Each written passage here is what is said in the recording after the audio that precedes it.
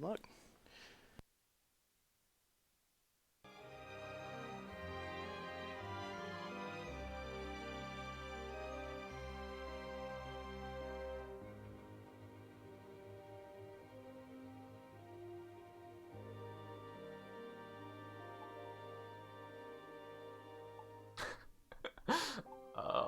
I'm already laughing.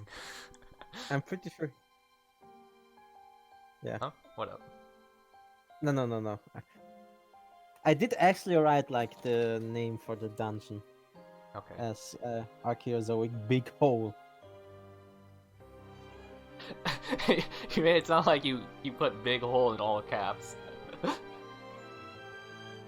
But put Archaeozoic in like lowercase.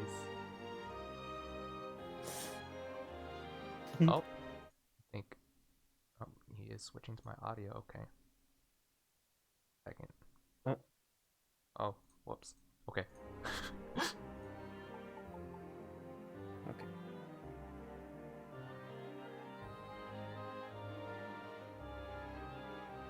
Okay. Okay. Are we live? We're okay.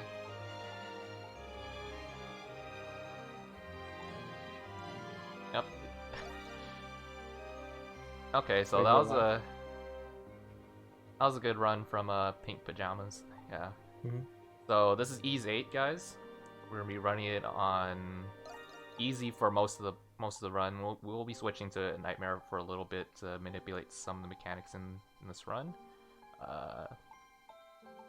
Name is AWildCactoos, and the commentator that I have with me is Sir Frozer. Hi. I think we'll just go right into it. Mhm. All right. That's like a good idea.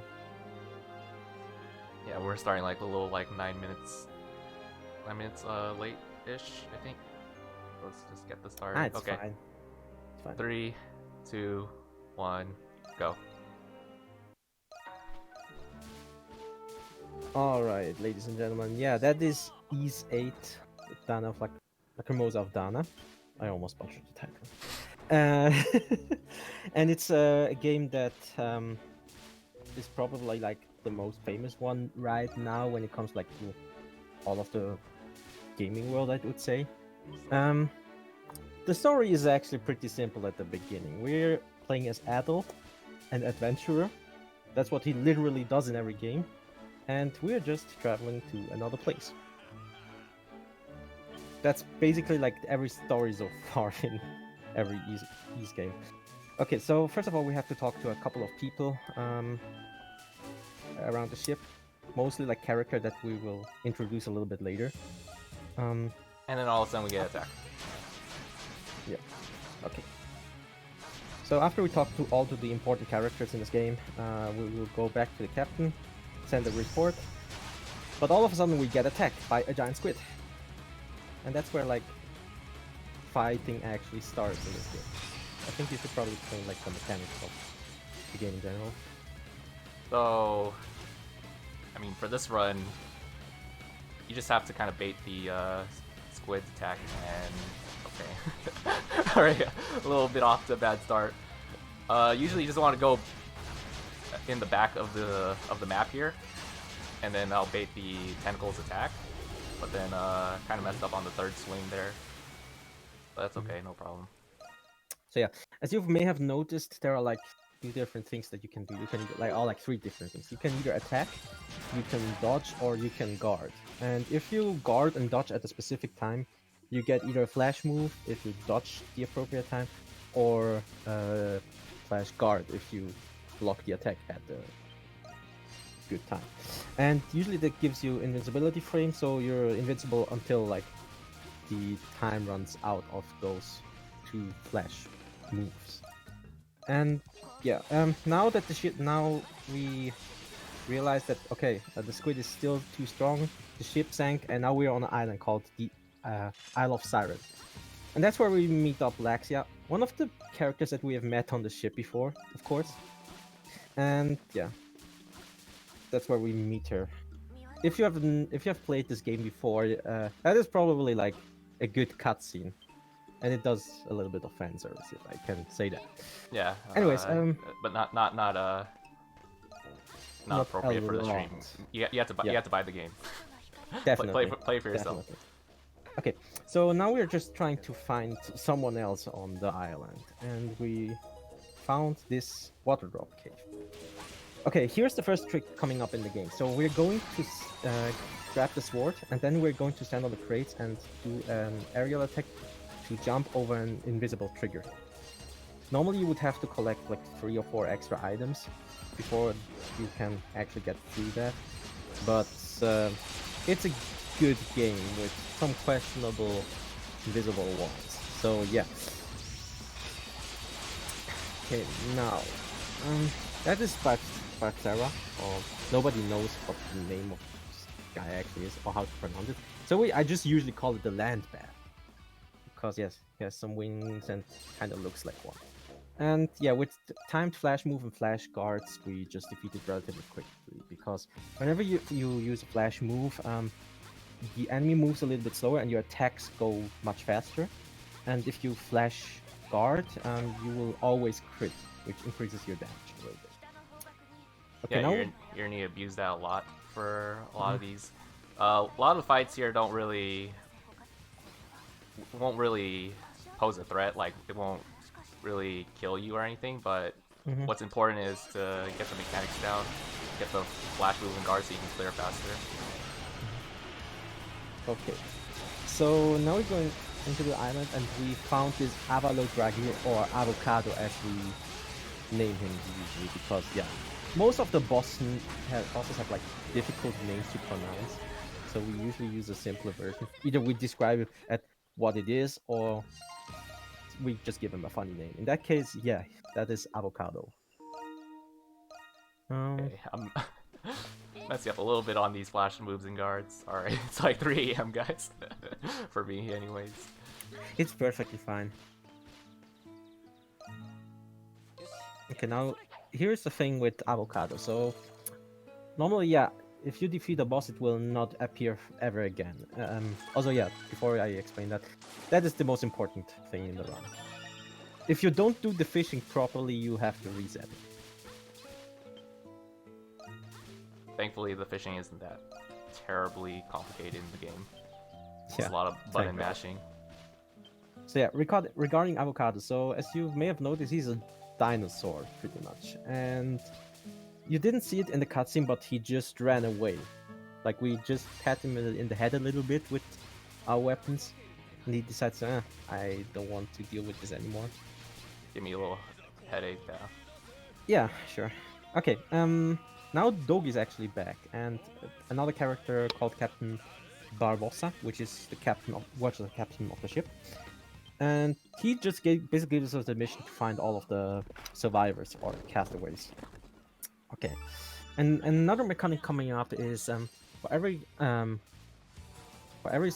survivor that we rescue, we can get passed to a different section of the game. And in that case, we had to just do the intro to get past this section.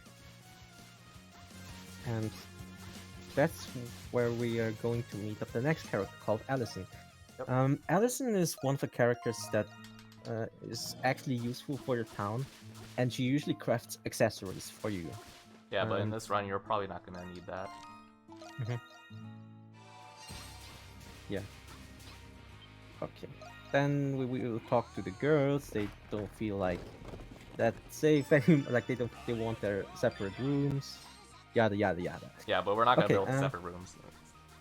Too much time. Yeah, we don't really care. Okay. Now we unlock this section of the island, and that's basically what this ends up with. So we go to a different section, rescue someone, and then we can continue to the next area because we saved them. Okay. I think I can talk about the upcoming skip now. So yeah, go for it. Normally you would have to do the Towering Coral Forest, which is a forest area, but actually we can skip it for now and do it at a later point in the stage. And by doing that, we're going to use an extra skill, which is a powerful attack that you can do. And with Sahat in that case, also yeah, it's important to save here because otherwise you cannot. I think this is Okay. a little bit too low, actually. Hold on. Okay, yeah, it was a little bit too low. My bad. Okay. So, lost a little bit of time there. Okay, so what he tries to do, he does like 3 aerial attacks, and then he uses the extra skill of Zaha to get an increased height.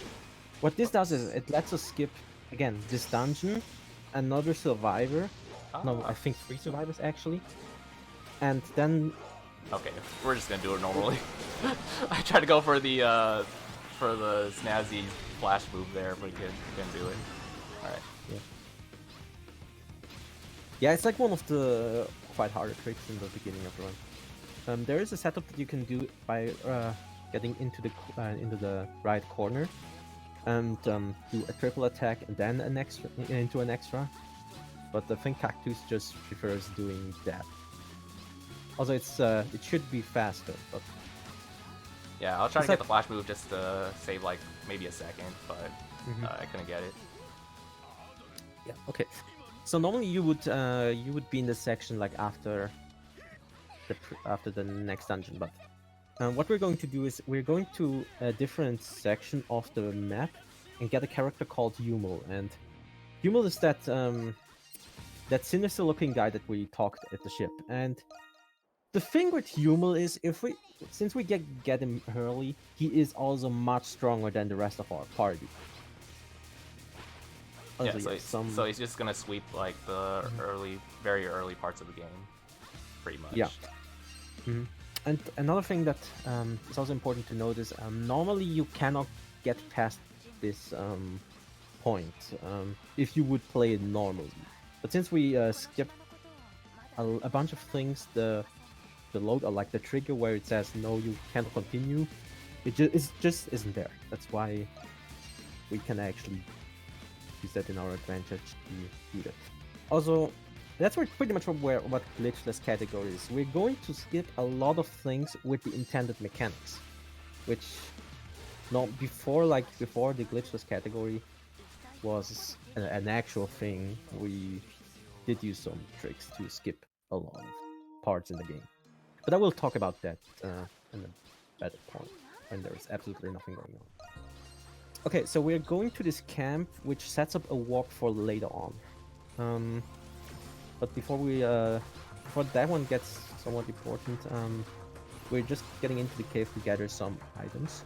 Yeah, and get a warp point real quick to the one of the bosses that we'll face later in the run.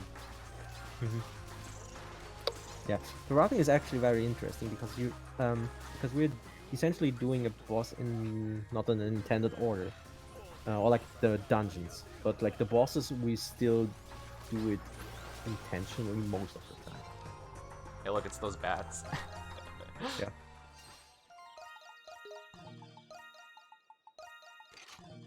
Yeah, as Ghost Kuma actually mentioned, yeah. Mostly the glitches got glitches just exist because the any percent is like 15 or 20 minutes now. Before it was like 140, 120-ish, I would say. But again, I will explain the history a little bit later. But that's pretty much the point where this is. Also, yeah, shoutouts to Jado, by the way.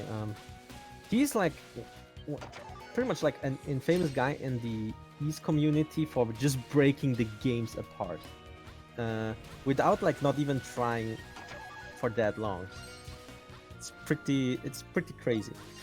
Whatever each game he touches, he just breaks it completely open. Okay. Good way to summarize it, yeah. Yeah. Okay. So we rescued 2 other characters, Sir Colin and Dr. Kiergaard. Kiergaard is especially a good character. He's just a doctor that tries to save, or like that tries to help us. He's definitely a good guy in this game. And yeah, Sir Colin is a noble that is like super picky, and like he wants to get out of the island as fast as possible. Which, by the way, the Isle of Seiren, that one has like the history of like nobody has ever escaped this island before. We know it exists, but like again, nobody could ever get out of it. So as you may have noticed, Cactus just picks up a couple of items here and there. It is used to craft weapons or facilities later on that you Yeah. can. Normally it's like the weapons, like Humo's Beast Sniper later on. Yeah. Okay, and here's the first first different gameplay coming up. So we have to do those raids or interceptions, as we call them, later on, and we have to like defeat a certain amount of monsters, and it's split up in waves. And usually, what you do in interceptions is try to kill them as fast as possible. However, it's like not as easy as you think, because some waves you have to wait for monsters to spawn, others you have to defeat a series of monsters. But usually like those monsters always spawn at the same area. Yeah. Not at the exactly same spot. Not the exact spot, but then like in a small circle. Yes.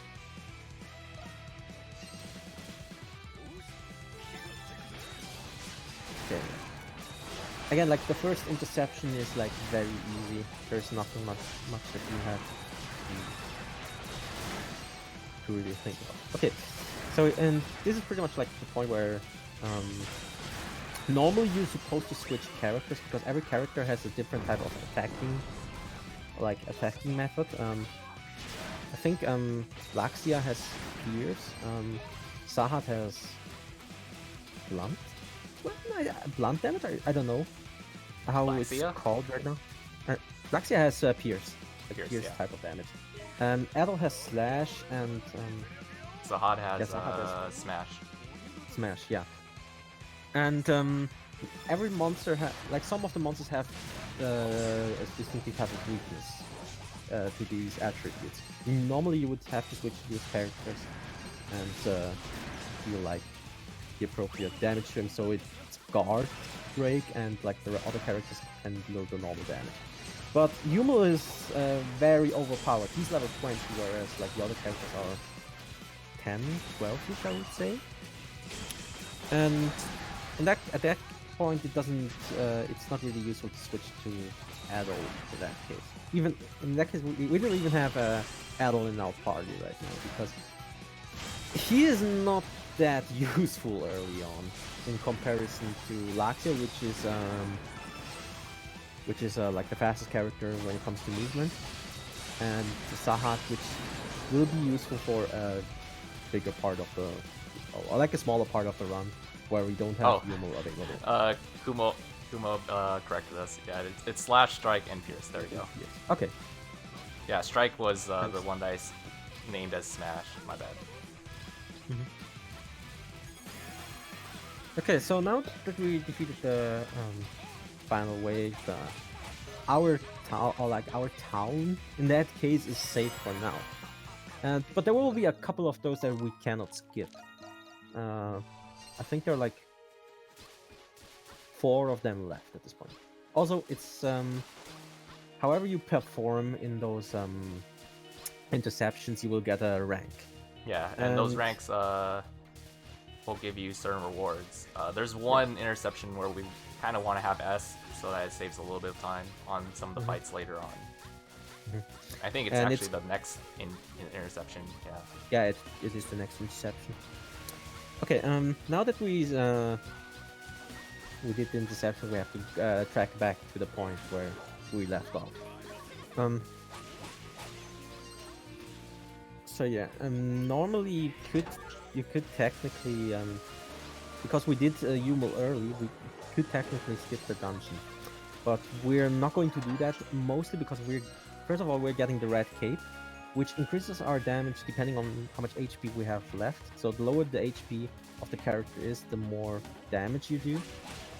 And there is a character at the end called Kathleen, which is a blacksmith. And if we don't save her, we cannot upgrade our weapon at all. So we definitely have to save her. And that's why she's pretty much the best character in the entire game. You could argue about Dana, but nah. Without Kathleen, it's not. You cannot like. You can do the boss fight, but like it makes much less. So. You shift the log 3 times, bro. So As- this yeah, is the iguana. Yeah. Or Clarion. as its actual name is. I think I usually call it Clarion because for me it's more like a chameleon. Yeah, it's actually a it's chameleon. It's the poison variant of EV evolution. Exactly. So yeah, very easy boss fight. We pretty much skip like 2 phases in a row. Yeah, And because we cannot- best rotation would be if you shift the log only 2 times, because we're saving the extra skill for the next boss. Normally you would want to hit him like 6 times and then use the extra, but in this run we're going to save the extra just so we can use it on the next boss, which is the 4 worms. Okay. Oh yeah. As Ghost Kumo actually mentioned, so the reason why we have this party set up right now is again, Yumel is our strongest character so far, and he is a piercing type character. Same goes for Laxi as well, and because of that, Yumel deals like 30% more damage. 10%. I think 10%? 10% more What's damage when you have the same type in the current party. Okay. For some reason I thought 30, but that was probably in a different game. Probably like in E7, it's like that. Okay, so we're going to do an optional quest, which normally is mandatory. I know it sounds complicated, but you would have you have to gather some materials so you can fortify your base, and that's what Cactus is doing right now, because that's like the latest point where you can actually do these things. Also, there are quests that you can only do after between like a specific point in the map, like in a chapter. That's what I meant. That was what I was trying to say. And that's like the latest point where you can do, because after that we're going to enter the next dungeon, which is called Slump Jungle, and that's where this is pretty much like going to be the end of the chapter after that. And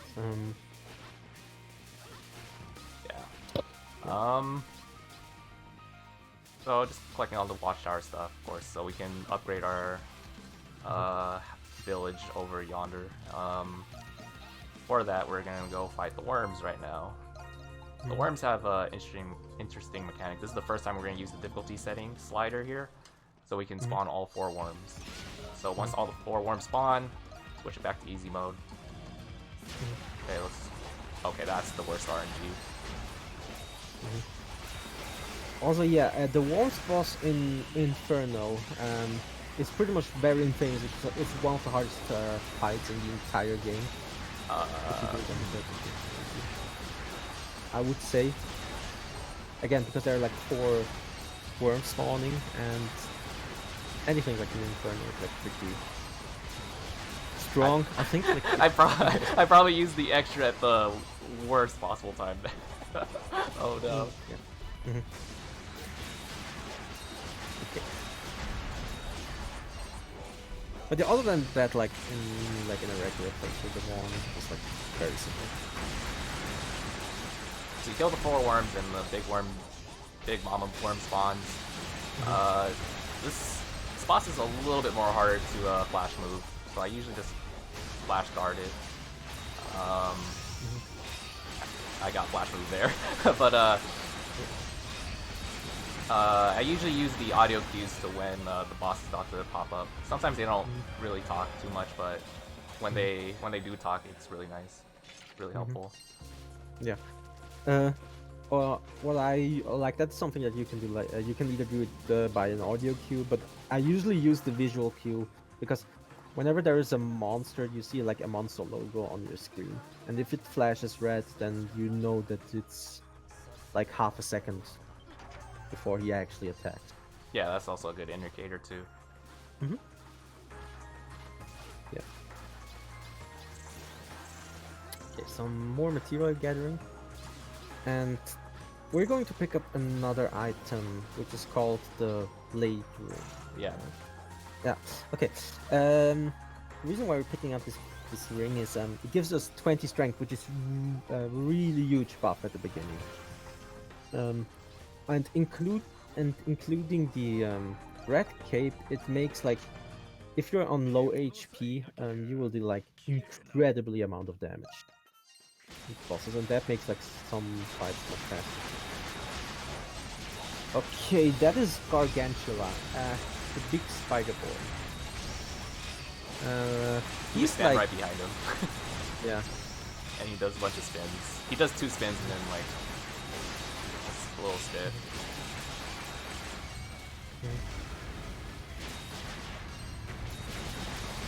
Yeah, again, you usually chain flash moves and flash guards if you can. Gives you like an optimum amount of DPS.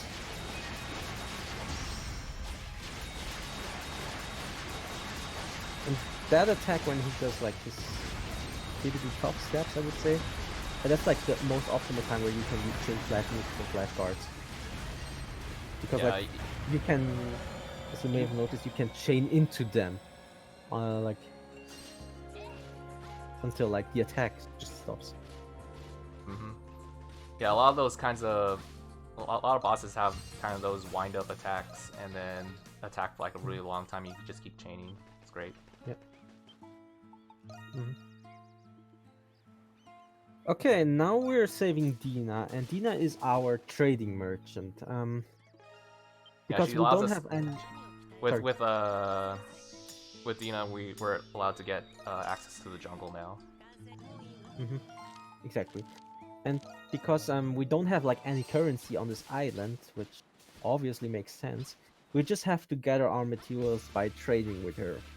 And that's useful for a couple of things that we grab later on. So you can trade up some items by collecting a certain amount and then upgrade it to a higher tier item, or you can just downgrade it and you will get like, for one item you will get a bunch of materials. Okay, now we're entering Slump Jungle. That's like where the Glitchless category and like the old 90% glitch category is much different. Okay, so we used this insect repellent, which we got from Dina, to go into the jungle, because otherwise you can't enter it. Even if you try to jump above it, it just doesn't let you. And because it's called Slump Jungle, and Schlamm is a German word for mud, there's like a lot of mud in there, so you don't want to stand on it.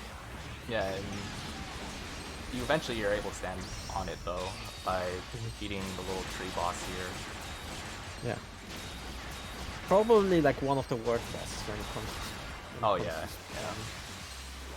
So he has like those openings that you can attack, and I didn't need a flash move that. Random if they open up or close.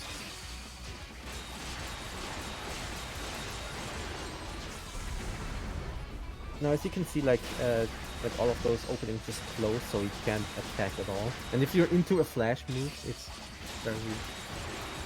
Yeah, you have to wait out much longer. I think that's a few seconds, I think. Which is unfortunate, but... Yeah, that boss is like not the friendliest when it comes to have a decent fight. Like sometimes he can just decide to do like 2 or 3 attacks where he just closes every weak spot, so you cannot attack him at all.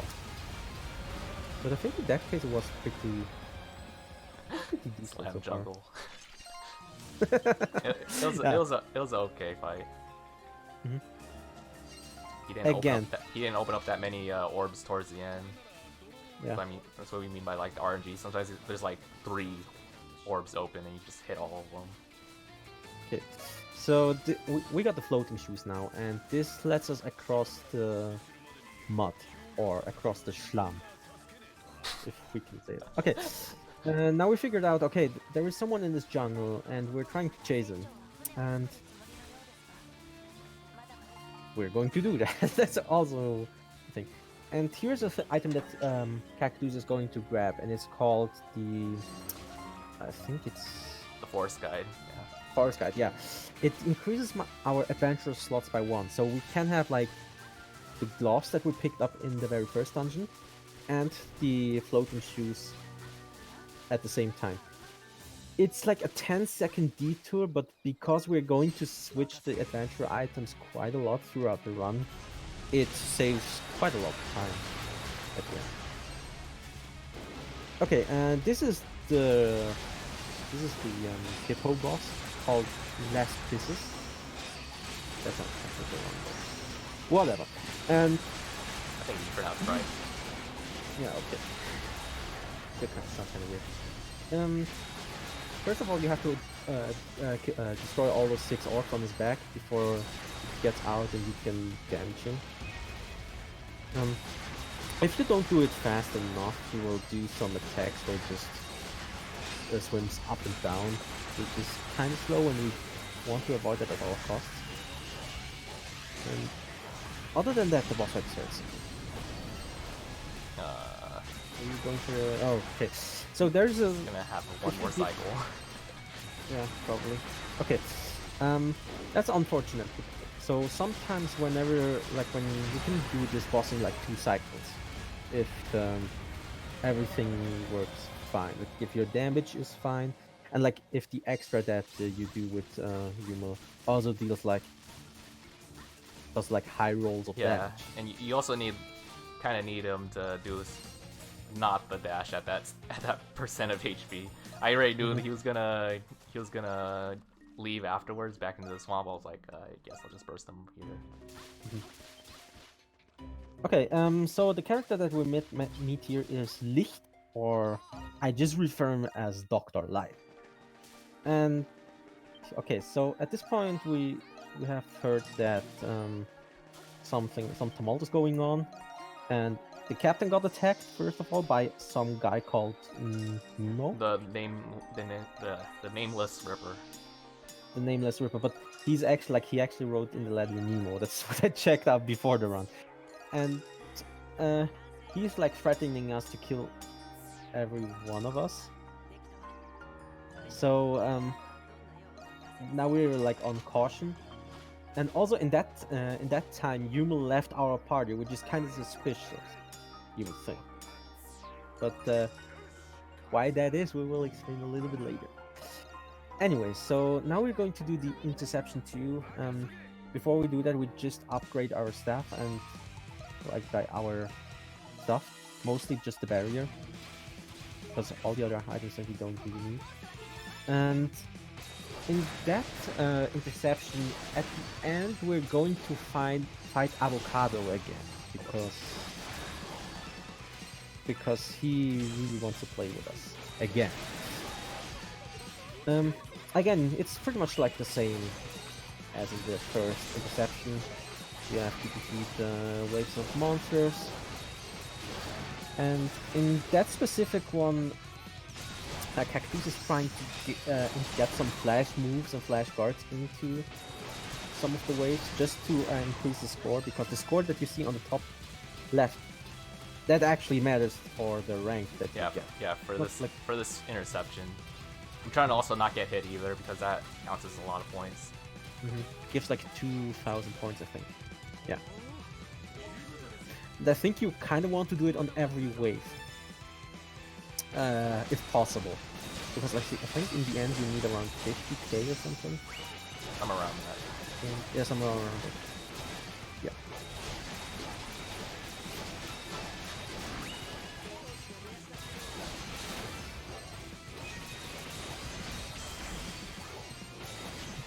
As you can see right now, since you defeated like the first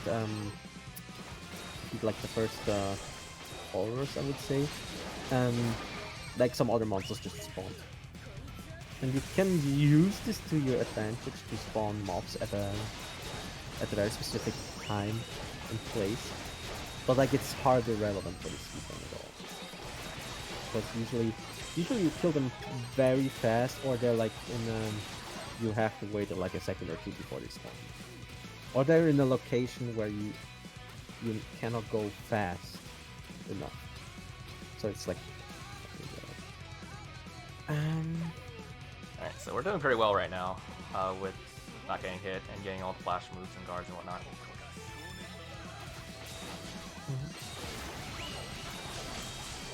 Oh yeah, as we do have noticed, like there is a lot of German words into like dungeon names. It's something that I have just figured out, even though I'm a native German speaker. So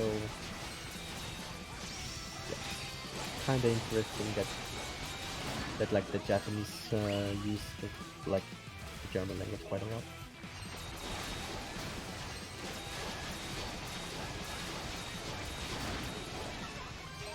Okay, another mechanic that I can probably got hit there explain. a little bit, but Oh, sorry.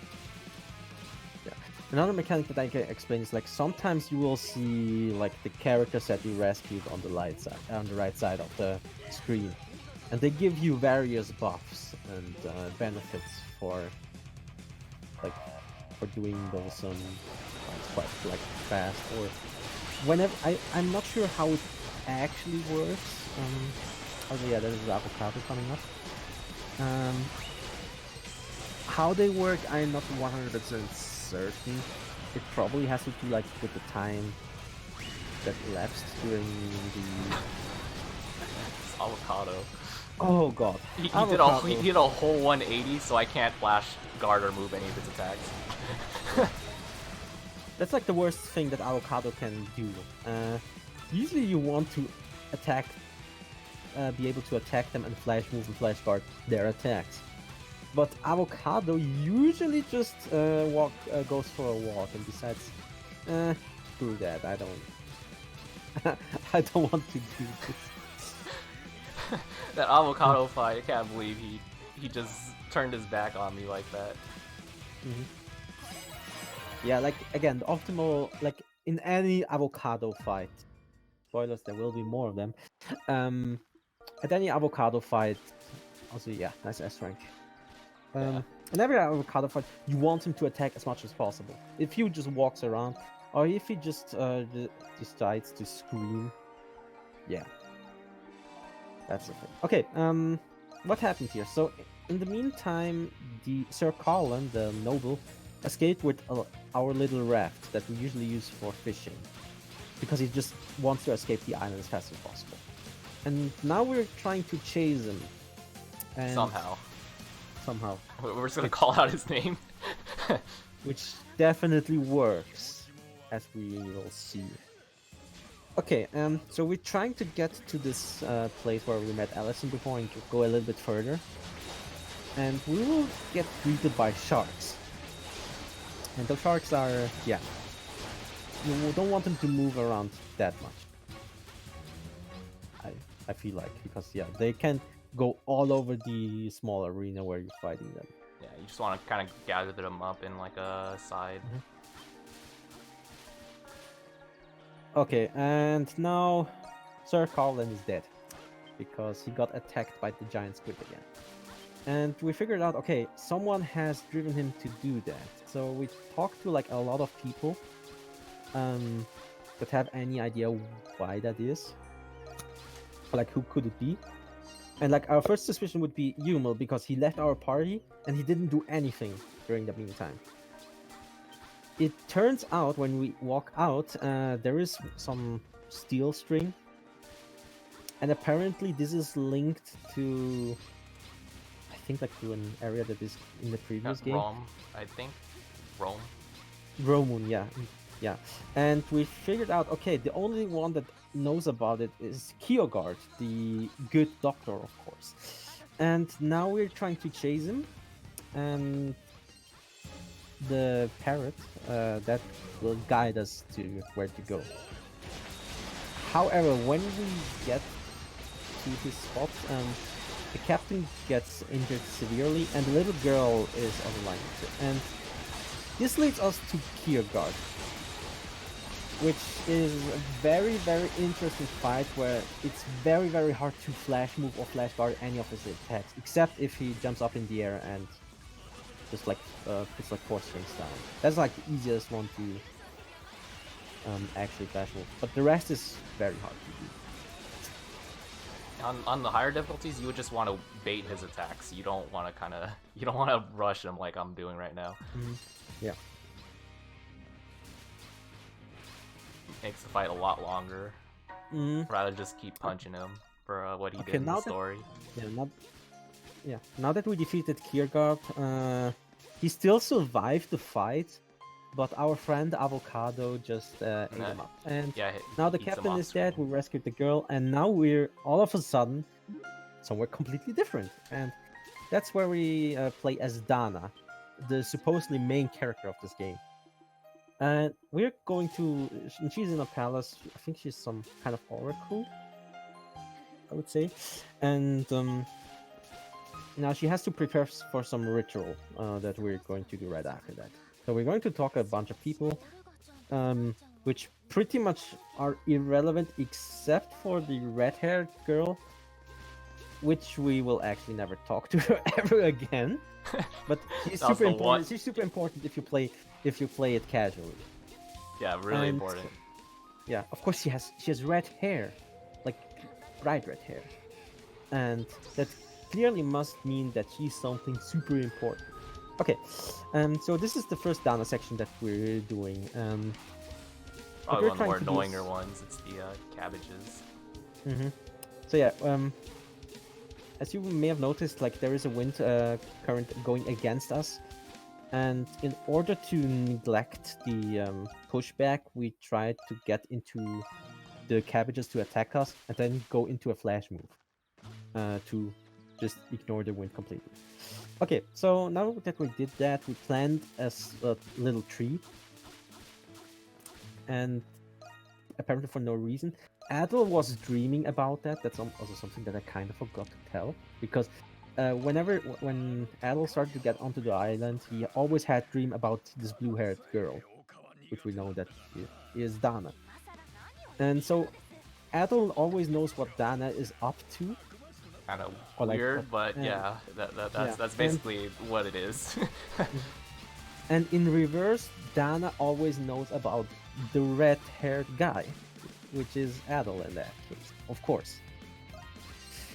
And so we're going back to a giant Wait, why is that? Chasm. Yeah, we don't know why Adel always dreams about Dana. It's for plot convenience. Let's go with that. They will actually explain like right at the end of the game why this is happening. Okay, so all of a sudden there's a giant tree. Yep. And like we have no idea why it is there.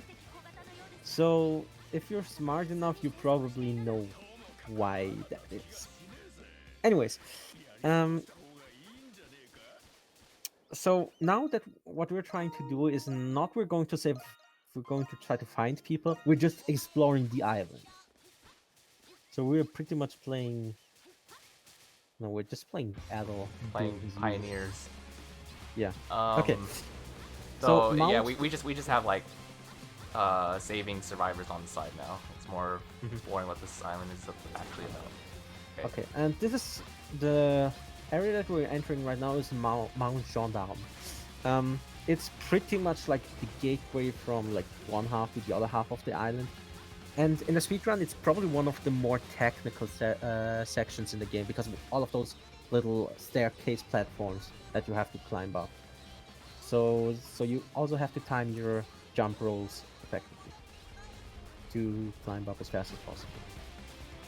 And coming up next are our favorite the meatballs. Yep. Okay. Wow, you actually went through that. Okay. So like the thing with the meatballs is normally you cannot flash guard or flash move them. Usually they just knock you back and it slows you down a little bit. Also, they're unlimited amount of them. Because logic, of course. And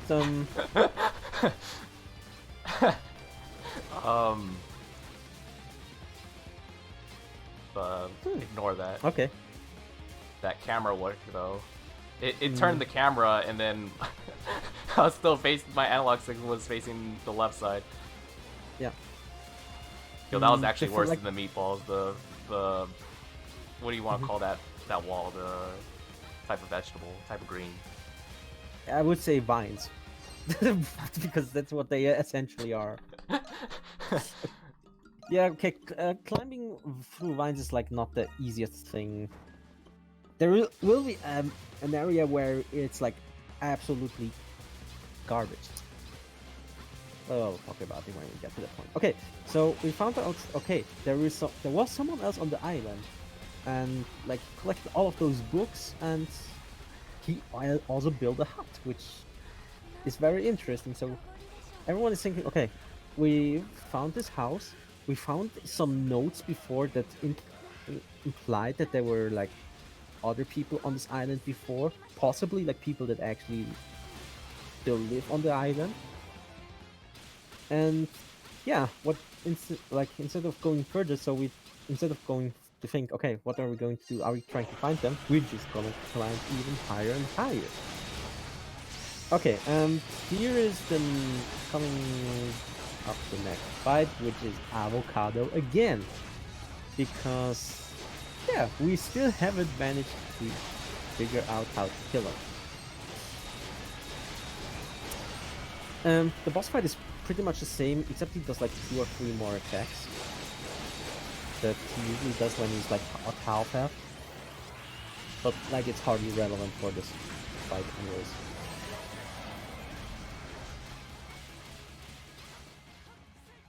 So we beat him up the 3rd time, but he runs away, gets away. Unfortunate. Again, however, there will be a thing with that. We met a new character, which you don't see right now, but it's like the green-haired girl called Ricotta. It's not the cheese, but it's probably better than the cheese now. Before we did the rerouting of Glitchless, Ricotta was like absolute useless. Like she's really weak. She has fast attacks, but like she's really weak. Her attacks are like not that impactful. However, there's like not that there has been any recent findings, but most of Ricotta's attacks are fire-based, and as you may have noticed during the spider fight or like to any fight, there are also status elements. Yeah. And apparently, burn. That's what most of Ricotta's attacks do as a status element. Is pretty broken. On the lower difficulties anyway. It doesn't do too much on like harder nightmare. Yeah, anything that is higher than, I would say higher than normal. No, actually at normal and higher. Yeah, it's not that useful. But like on easy difficulty, it melts anything that is weak to it. And with the burn status, the thing with it is not like a fixed amount of damage that you do. It is percentage based. And like at higher difficulties, like it does like less damage, but like in easy difficulty, it just basically one-shots it, which is kind of quite crazy. Okay, so what Ricotta tells us is there is some Orichalcum on the island that he has seen before, because her dad, which was also on the island, found it somewhere in the cave. And after like the sequence with Avocado, we figured out, okay, hey, Adel was dreaming about Dana mentioning the Orichalcum as well, and how it is you are able to defeat those saurians, or the dinosaurs in that case. But yeah, before we do any shenanigans with the Orichalcum ore, we have to do this little hunt where we destroy those monster nests, and for the purpose of having materials to gather safely, because you definitely don't want to go into a place where there are a lot of monsters. The mechanic for that is a little bit more complicated than the Inception. So you have those nests that you have to destroy, and also those little yellow circles that you have seen on the floor. What you can do on those circles is you can plant a torch there, and what this does is it breaks all of the like defenses that the monsters have, including the nests, which lets you just like kill all of those nests in like 5 or 6 hits. And we're trying to do that in a very specific Order. like no order, yeah. Okay, and at the end, after we destroy all those nests, there is a boss. In that case, we're going to see the land back again. And the problem with this thing is sometimes it just tries to disappear, which in that case, Loses we were kind of lucky. Loses a few seconds, like Yeah. Like I think 10 to 15 seconds. 10 to 15 seconds, depending on where he teleports, and even more if the round is cleared because he doesn't spawn until the next round, so that even wastes even more time if that happens. Yeah. But we got fortunate Also, there, and we didn't get the teleport. God bless the little girl that we saved right before we fought Kiergaard, because she did the ice meteor that freezes all of the enemies. Okay, now that we did the hunt, we're going to do into another interception. Already off the bat. Yep. Because now our weapons are infused with Orichalcum, which lets us kill all the dinosaurs. Or in that case, like I keep pressing needle break. My bad. Yeah. Another useful thing is since we upgrade our weapons with Orichalcum, every character gets their strongest weapon at this point. You could pretty much argue that there is no point in upgrading your weapons early on, because it automatically gets replaced anyways. But again, we kind of want to do it as fast as possible. And in the end, we don't really need the materials, like the early level materials, to upgrade our weapons. They don't.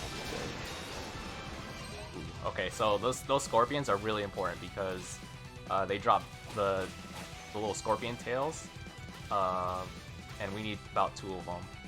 And there's two that spawn in this interception, and I got one. If we don't get both of them in this interception, no worries. We can farm it later at a later point. But it's just better to do this now because this is required. Mm-hmm. But yeah, again, the intersections at this point are always the same. You defeat the monsters as fast as possible. After every wave, you will get some points, and so on and so on. There's actually not that much that I can actually. So yeah, those little things that you see with those meat scripts, this is just bait for the monsters. Usually the monsters try to attack the bait before they do attack the gate, which is like didn't get a tail sadly. The scorpion, but yeah, I didn't get the scorpion tail, but that's fine. There's a quick farming spot later on the run when we get Dana.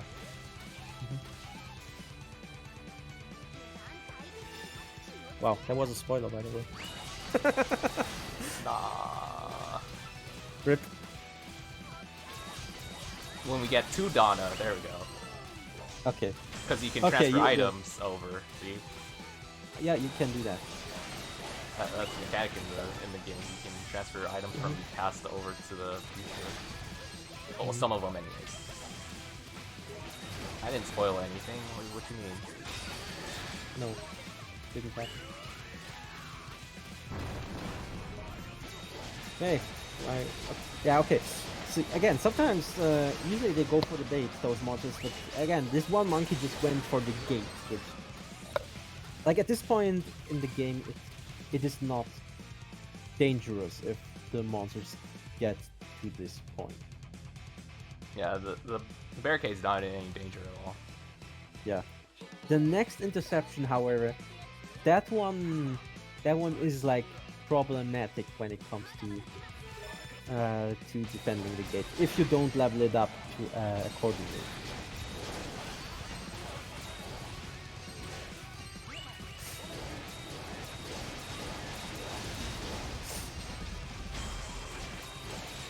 Ignore me, just target the barricade.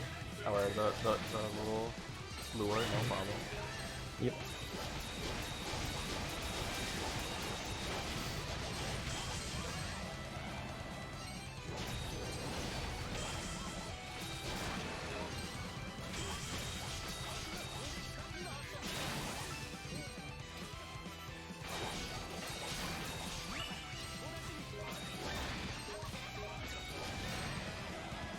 Getting bored at.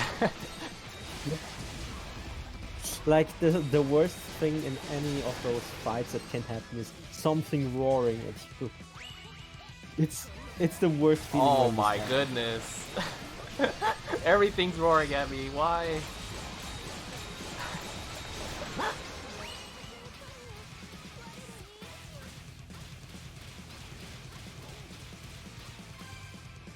Yeah, really unfortunate that each dino like kind of shouted at me that way. Oh, I just realized someone gave you unlimited skill use. Oh yeah, but usually that doesn't last. Yeah.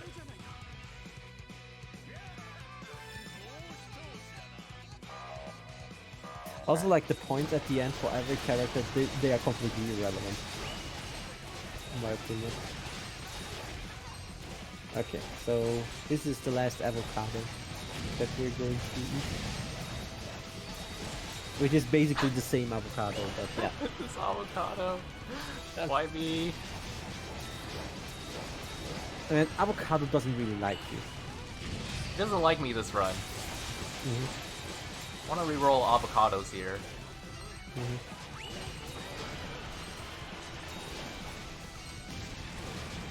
I always blame the avocado if the run is not going well. Not getting any flash cards either. Also, a thing is, like, normally we would try to finish avocado with an extra, but we're not going to do that because we have to use it for the next boss fight, which is pretty much like the most difficult and the most important boss fight in the entire game when it comes like to saving or losing time. And oh boy, I really don't want to talk about the giant chicken, aka Diasburn. Avocado already wasted a little bit there. He was serpentining me. Yeah. Spam those avocado emotes. Yeah, oh my goodness. press avocado to pay respect, because he is not returning. He is never returning. Yeah, he's done. All right, no more.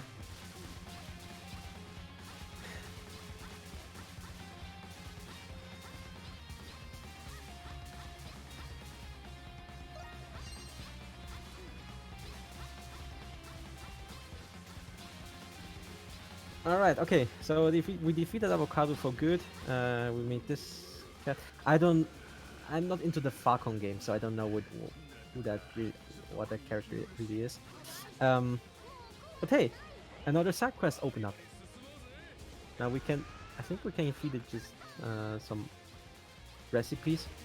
But yeah, again, we feed him like 11 kind of different foods, but you don't do that in this run. Yeah.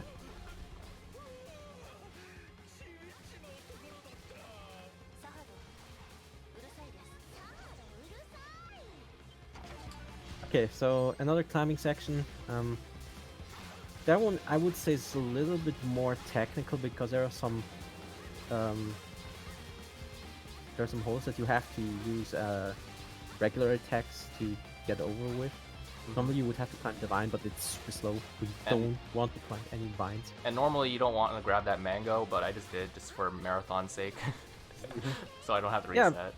Yeah, because later on in the run, there are like a lot of bosses that have some attacks that can just deal a lot of damage, and in some cases even insta-kill us.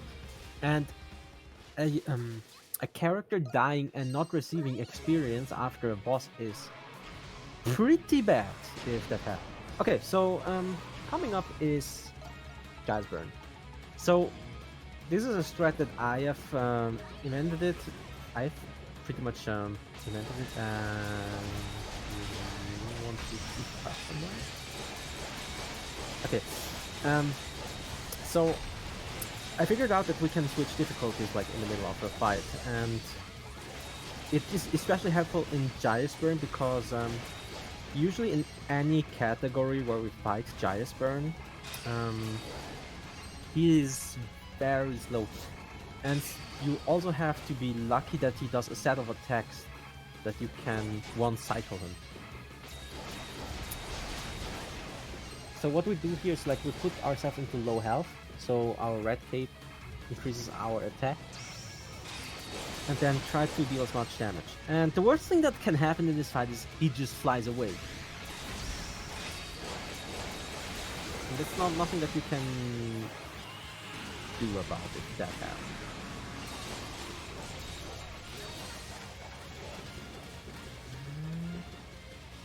That should look okay. Yeah. Alright, cool. Okay. So, I kind of messed up there. I could have killed him before he started flying if I just flash moved and guarded all the first attacks. The first initial 3. But I did a little oopsie there, but no problem. The thing with Burn is, again, he can just instantly fly away. And if he decides to do that in the third, when he lands on the third platform, yeah, then you will lose a lot of time. Also, yeah, now that we reach the summit, Yumo joins our party. Again. Because he still has a job to do. And now here comes like the biggest, yeah.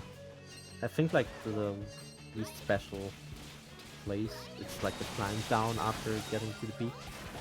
I guess I can just explain like now the history of Glitchless. So again, like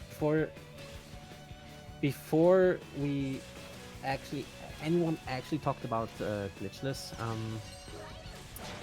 there was just like the any percent category, which just skips like the second half of the game by using a technique called switch canceling, which obviously is not allowed in any Glitchless category because it's not like the intended mechanics that you can do to skip stuff.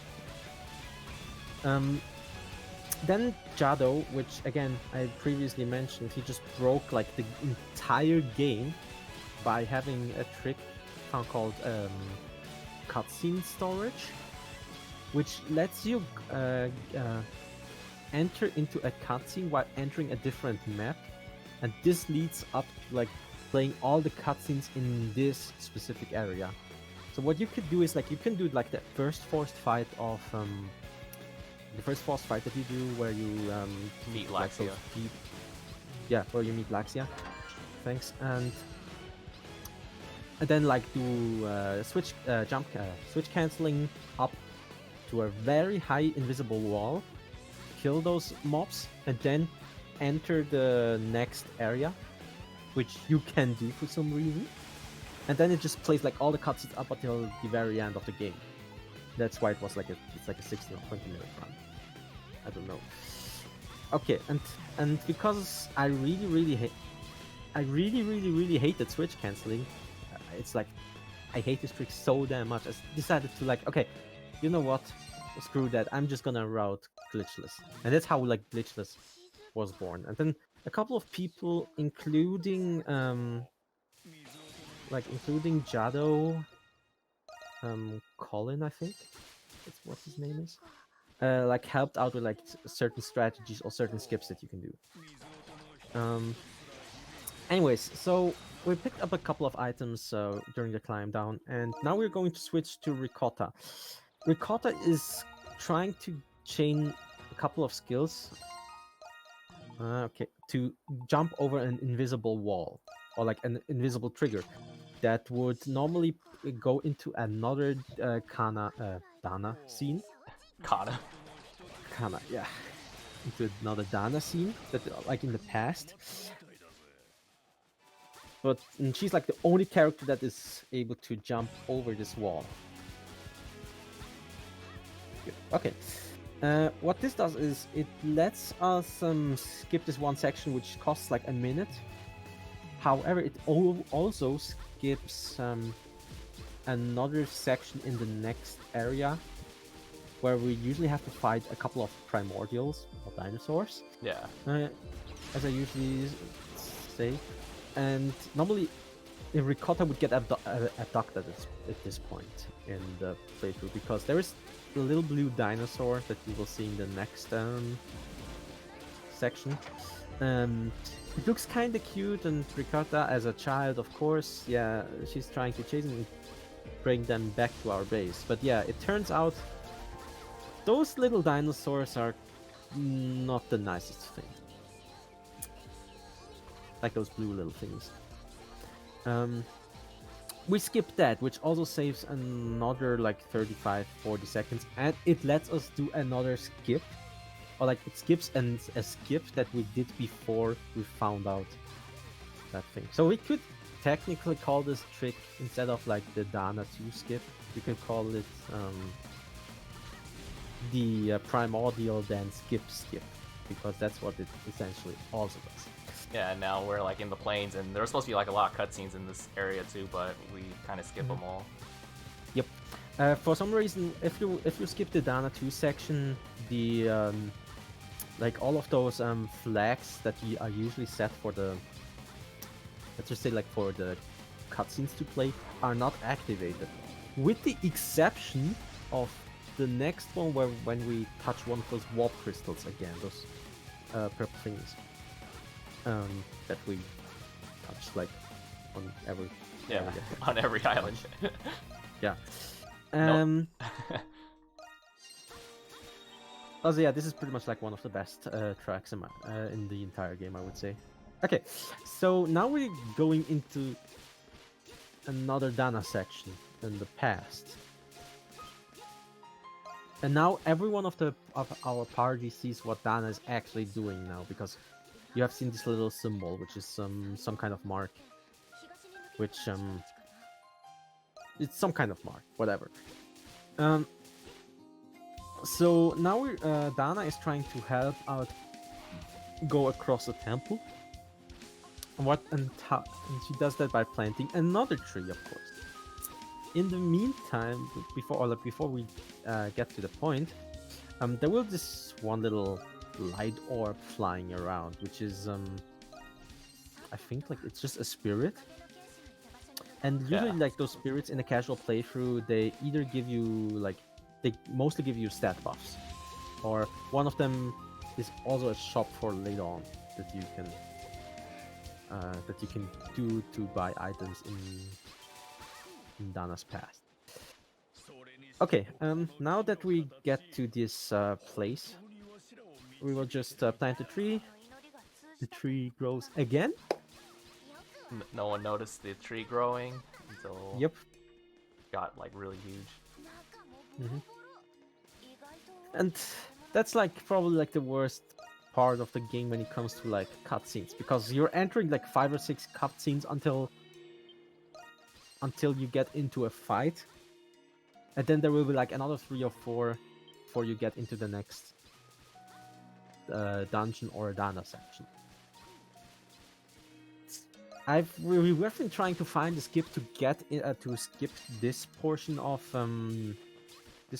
so you can just go into the next dungeon, but it didn't work out, because again, like for some reason the walls on these games are super inconsistent. Some are super high, others are like just as like the Dana 2 one which we skipped, are almost non-existent. So okay, so now we found out that there is an old guy that just walks around, and this is going to be Ricotta's dad, or like parent that found he found Ricotta on the island. He's just exploring this. He's just exploring the exploring like the northern half of the island, while trying to figure out what other things are going on right there. the chat's saying how how do we walk into this roll fest? Yeah, there's gonna be a lot of rolling if you haven't seen it already. When you're playing the game casually, you're probably not gonna be doing all this. The fights are you're gonna be doing a lot more fighting than rolling. Okay, now coming up next is a skip that the Colin found, or like it wasn't known for a very long time, but we didn't implement it into this category because we figured out, okay, to probably just skip this section, you would have to do some tricks that are not legal for a glitchless run. You could argue about that it's like you're technically going into an area where you're not supposed to, but the thing is, like, all of the the monsters that are on this path, they all spawned, so it's kind of weird. So we decided for now that we're going to implement this, but it's also a cool little trick that saves like a couple of minutes, I think, like 2 or 3. Yeah, because you skip a whole dungeon and you skip a boss fight towards the end of that. So there was another trigger right there that we just jumped over to.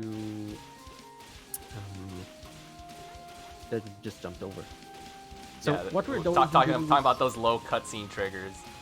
You can just jump over to the hill and then hop over. Yeah.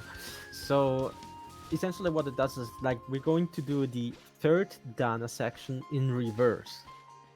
We could technically go like to the very end of the game at this point. The problem is nothing is loaded right there.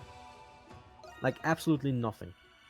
Like, you will get like dialogues and that stuff, and yeah. But like, that's all you're getting. Yeah. Okay. So we plant another tree, which leads us to this bridge to be built. And that's where now you're going to backtrack a little bit to open up a chest for. Yeah, well, one's gonna be for the Theos battle later. Another one is to build the Savage Mask later. Yep. All in that room. And then just extra Tektite ore, just cause. Yeah, because we need Tektites to upgrade our weapons. We need a couple of them actually. Okay, so now you probably realized, okay, so now that we established that this is essentially like a past that happened with all of the Dana sections, because otherwise, like, the trees wouldn't grow at all, or like they wouldn't be there, and like all of the ruins are just pretty much destroyed. We're going to explore the temple a little bit, which is a very small dungeon, luckily. Like, some of the dungeons are like really large, and others are like relatively small, such as this one. Okay, so we're going to press those two. We're going to press 2 switches to open up the main door, which leads us to the next boss fight, which is kind of unspectacular, I would say. Like, it doesn't deal enough damage to us, and like most of his moves are like easy to dodge. Oh yeah, his name is Frank. Yeah.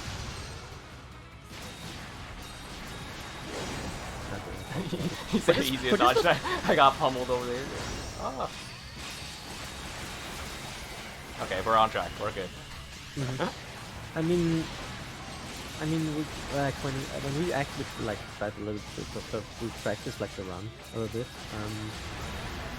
This boss fight, like I was explaining it to be very easy as well, but like it's like the fight itself was horrible at the practice run. So in that case, it was much better than last time, I would say.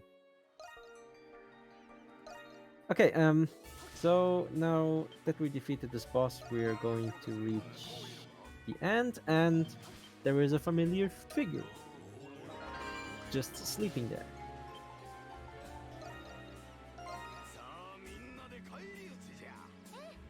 Oh, that was another part of Adol's dreams. Yep. So now we realize, okay, Dana is actually in the present as well, but she's like sleeping eternally. So what we're going to do in the meantime is we're getting attacked by the dinosaurs again. So we have to protect the village again. And this is like one of the... this is like the only interception that I would consider like difficult, even like if you're not doing it properly, you can also game over on that one during a speedrun. And that's where we're going to use Ricotta. And Ricotta has learned a skill called Flame Swing, which again it does burn damage. Or like does a like burn status. And because we got another item called the Red Glove, that makes it much easier to apply the burn status to a monster. And as you can see, whenever it like the symbol fully lights up, like the status is applied, and at this point you see like how fast the HP drains. To just like, clapping all the mobs here. What this is. If it wouldn't be for that discovery, like this, I would say like this interception would take like another extra minute. At least, yeah. And even then, like Ricotta, because we have a stronger weapon now with her because of the Orichalcum upgrade we got. She also deals like a decent amount of damage. You could technically optimize it by switching to Yuno, for example, but like at this point it's not really necessary. Like you could even just apply burn to a monster that is resistant to your attack type, which we just did on those insects. Ooh, I got a Seiren scale. So we need Seiren scales also for the Savage Mask, and these guys drop it at an insanely low rate. Okay, that's a decent RNG there. There's a chest that drops too, so I'm not concerned about that, but it's better to just skip it if we can.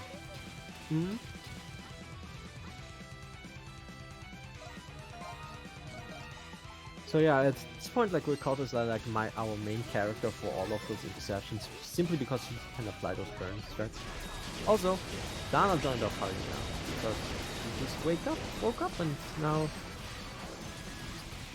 about Dana, because we didn't see her fight at all, especially now that we skipped back one of the dungeons. Most people consider Dana to be completely broken when it comes like to damage output, which I definitely agree. So whenever like you cannot burn an enemy, but like you still have to deal the optimal amount of DPS, you just switch to Dana. Mostly because she has a buff that drains the SP, which is the blue bar that you can see on the bottom right. And if she has the buff active, like all of her attacks deal much more damage. And I think they're also... No, they're not that fast. But yeah, anyways, so now we just finish up this wave, and as you can see now, like, the monsters can't even get to the gate. And if you didn't upgrade, like, or if you kept it at level 1, I think like 2 or 3 attacks would destroy the barrier, which results into a game over. I think in level 2, if you do it level 2, it's like 5 or 6 attacks next. Because like those dinosaurs will always reach it, no matter what. Yeah, you don't, you have to upgrade it at this point. But yeah, that's the final wave. So, that's good. So you're probably wondering, okay, so we have Ricotta.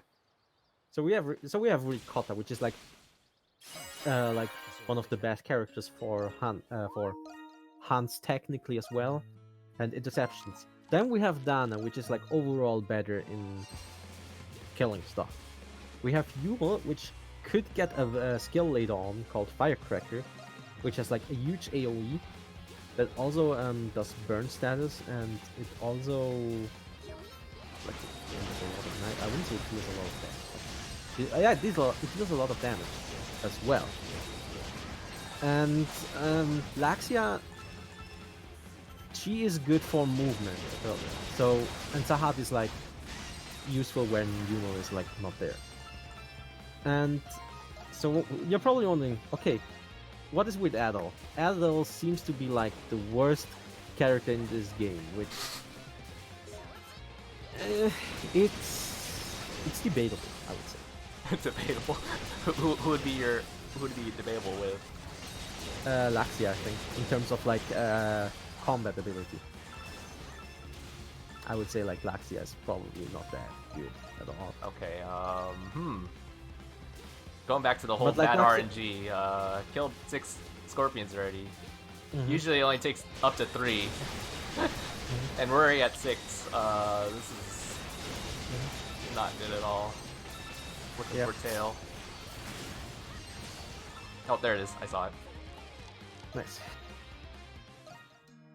Yeah, I mean, I guess we get to hear more of the mountain music. Yeah. Also, another thing that has to be established is like when it comes to like the best characters in the game, in the entire game. I would say like the best character by far is Kathleen, because Kathleen is she's just a blacksmith. She makes your weapon stronger. Without her, like, you don't even do like especially like at the end game, you don't even do anything. You would hit like 100s instead of like thousands. The second character that is good, or like second best character, I would say, is is Dana, of course, because Dana is like probably like the best character when it comes to fighting and stuff. Oh, Yeah. more rolling, by the way. Yeah, more rolling. And that's why I'm talking about like all of the characters that are like super important, because there's nothing else going on at this point. And the third best character, and that is very important. I think we had a discussion at the East Discord. Laxia with glasses is like the most important thing. If she doesn't have glasses, she's utterly garbage. Let's just keep it at that point.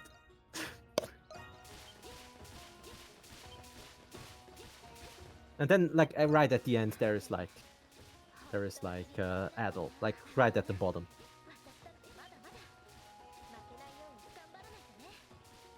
However, Where was I with this conversation with Laxia of the glasses? that was like I think that was like when that was like a couple of months ago. Oh wow. Yeah. Well, look Really back at important that is the discussions that you always going to have. Who's the best girl in Ys 8? And most people say, yeah, it's Lexi in class. Anyways, now that we have this discussion, another boring part comes up where we're going into the past and try to plant another tree. However, we hear there is some spirit that needs our help, and we cannot skip this for whatever reason. So we get to the spirit, we try to save him, and then there's this huge Tyrannosaurus.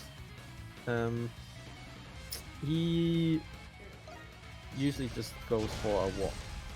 You can also get him stuck between the rock and the tree. Of course. Okay, and otherwise we couldn't do damage. Now, the spirit says, okay, I'm going to help you go. So, he's giving her the power to switch into Gratica Dana, which is Green Dana. Let's just call it Green Dana, I guess. And the reason why we have to use Green Dana for that is that Tyrannosaurus is weak against, like, Strike. strike, I was gonna say smash, but it's strike. I mean, she smashes, so okay. Let's just give it that point. That's she has a hammer, right? Anyways, so we got so we saved the spirit. We got the new form that we totally cannot use in the present, and we're going to plant a tree, and that's it for this section. You can do some other side quests. You can also go back into the sanctuary, which is like an optional dungeon for Dana, but again, we don't do that at all. And the reason why we're in this place called Baja Tower is we're trying to find out about the giant squid, which we totally forgot about that up until this point in the story, because like our main concern was like to protect the village and have a way to defeat those saurians. And now we're focusing on trying to escape the island. So we went to Badger Tower to gather some information about the squid, which is called Oceanus. And he's probably like Wait. at this point like Wait. Oh, never mind. My bad. I thought we learned about it like when we get to the top of the tower. I was about to call y'all on spoilers. Never mind. I think it's called now. I think at this point you know it's Oceanus because Dana heard about it. Yeah, after the interception. Mm-hmm. So yeah, so we're going to like the midway point of the tower, and we're going to trade some items. So we get the Savage Mask, and you should probably explain the Savage Mask because. With the Savage Mask, you're able to do twice the amount of damage with your skills. Not your basic attacks, but your skills. But then you have to use double the amount of SP. It's actually insanely strong once you can manage your SP. And there's another commonly used item that you pair it up with, which is called the Saint Ring, which cuts your SP usage in half. That basically nullifies the Savage Mask's negative effect, so you just have just the positive effect. Yeah, that item was a recent, I would say, somewhat recent discovery when it comes to like strategies. It's something that Cactoos figured out that you should use that. Yeah, it makes the late game bosses a lot more simpler. Okay, so we get the wings now, and with those wings we can double jump, which is like the most important ability in this game. Not really, but like it is useful. And I hate those vines. Those are like the worst vines to climb. Oh yeah, those vines over there was the worst vines in the game. But we got good camera work there. We were able to clear it. So yeah, Badger Tower has like always like those little neat skips that you can do by using a timed double jump and attacks, which is quite useful. And coming up is the staircase skip that we have to perform 4 times, I think. Yeah, and what we're going to do is we're going to switch to Sahat. Sahat does like his third swing gives like a little bit of height that is like barely enough to get to the next set of staircases that would be here. And that's something that Jado figured out because like I think he realized that like because like the tower is tilted, like the platforms are also like into it tilted as well, so you can just Pop up. You can just hop up pretty much, which saves another minute. However, you will skip a lot of items that you could normally get. Alright, that is Calvaros. At this point, like we're so strong, we don't even need to care about getting hit. We just try to use our attacks, like chain our attacks, pretty much. I've never seen that before. He blocked me in that corner.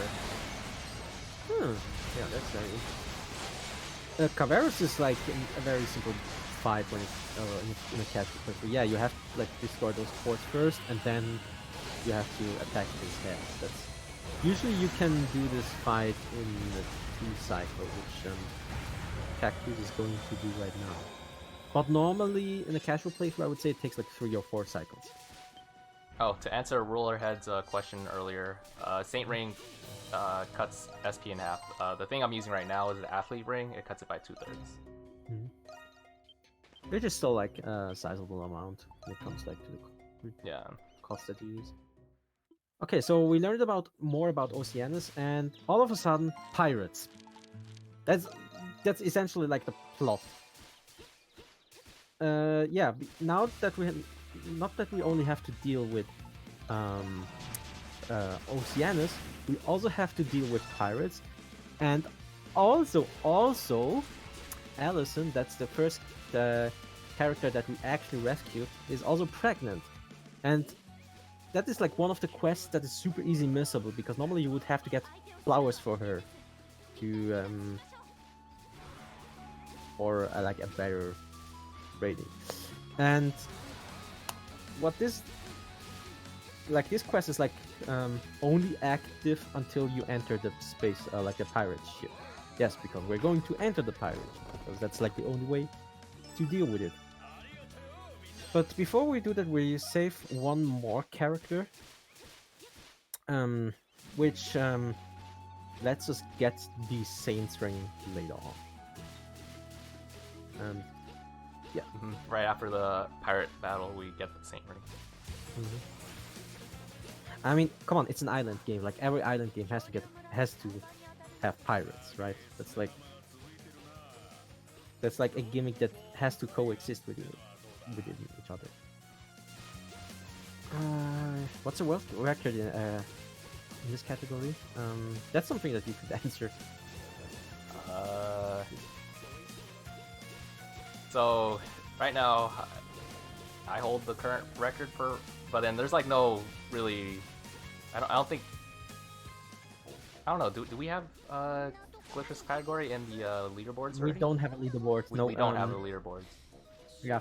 Again, the reason for that is there are like certain things that still needs to be discussed about, like certain tricks.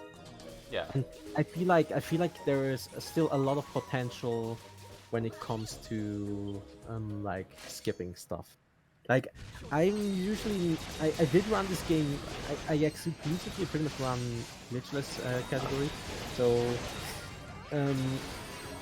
like there were like certain tricks that have been figured out recently, and like other stuff that we still have to discuss about. For example, like the one skip that we do in Dana 3, where we go like to the reverse of like, or we do like in reverse walk from Dana. Reverse percent, yeah. Yeah, like where we do basically reverse percent. That one can be considered like out of bounds, but the problem is like the monsters still load, but you're still not supposed to be there. But it's like still a cool trick, so it's like it's still a category in the making. That's why we don't have that. Also, yeah, now that we entered this pirate ship, yeah. Okay, to explain that, okay, that could be a trick that you were like, okay, wait a minute, what just happened there? Okay, that's a trick that I randomly found out by just diving into the flames, and for somehow I just got into the loading, like into the next loading screen. It turns out whenever you do a dive attack, sometimes your hitbox of your character gets extended, and like the flame wall and the actual loading trigger are so close to each other that you can just like dive into the wall at a very specific angle, extend your hitbox, so the game says, oh, okay, your character is or hit the loading trigger. So yeah, that one is also kind of. It saves about a few seconds, but not. But it's a skip. Yeah, it's a fun little trick. But that one was also like a lot of discussion. But like at this point we said like, okay, it is technically, because the dive extends your hitbox and you're hitting the trigger, it is legit, and you don't clip through it, which is like super important to note, because the other wall, like the other flame walls that you can see, those on those they just don't work. Also, yeah, Allison and her husband are together, and her child is born now. Okay, just an important note. So we're going back to the to the forest to get the Saints Ring, and that is that increases like decreases our SP cost, or in that case, it nullifies the. Yeah, it decreases it, and we'll be able to clear a lot of all other future bosses relatively easily. that's also like an area that you can easily miss because it looks like okay, it belongs like to the area itself. It's also like an area where you have to do a side quest for with Yumo, where you have to like rescue a dinosaur's egg, and then climb all the way to the top, which is a cool climbing section. I have to admit, but yeah. Okay, now that we figured out okay where Oceanus is, and Oceanus is in this giant hole, in this big hole, in this very big hole. The Archaeozoic big hole. Yes. Yeah, exactly. Before you ask, yes, it was called the big hole when this game got a release on PC. I think. I'm not sure how it was on the other on PS4 as well, but yeah. So in order to get down to the big hole, we have to plant another tree. Because hey, planting trees help us quite a lot. And all of a sudden, yeah, there's a giant helmet. But yeah, the actual name of the dungeon is called Archaeozoic Chasm, I think. Yes, that's correct. And it's like one of the dungeons that I would say like is most interesting because yeah, like you're first into a temple, then you go into an underwater section, and then you go back into the temple, which I would say like it's one of my favorite dungeons of the game, next to the upcoming one. So we're trying to climb down and we realize okay there is a lot of water, so how can we dive down on like how can we get into the hole itself, because the water has to go somewhere, right? And while exploring this dungeon where there is like this huge pool of water where we kind of pass through, so instead we have to take an alternative route, and we're going to meet with this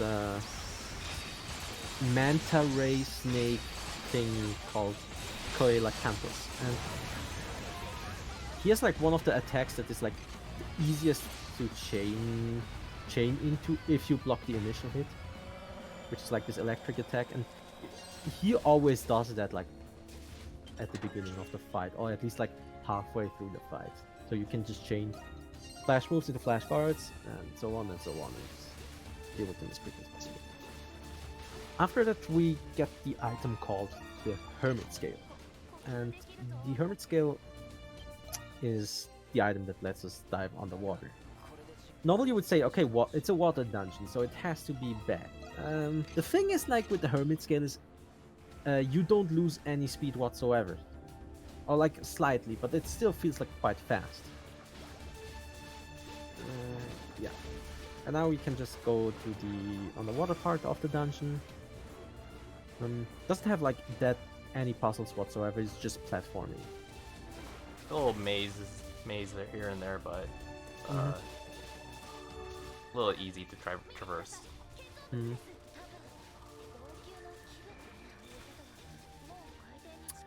Oh yeah, we didn't talk about it. So so this run is done has been done on PC because PC is usually like the fastest version.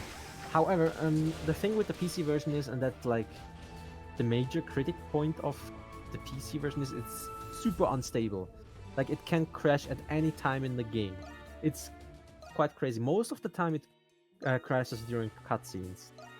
And there's like other things that makes it kinda bad, because the thing is with this game is if you play it on PC and like you're trying to play it on a different PC as well, like the experience can be vastly different. But I will explain that later. Okay, so now that we found out Oceanus' lair, we are going to fight him directly. So what we do is we're going to push those little pellets, try to snipe his face, so he falls down and reveals his weak point.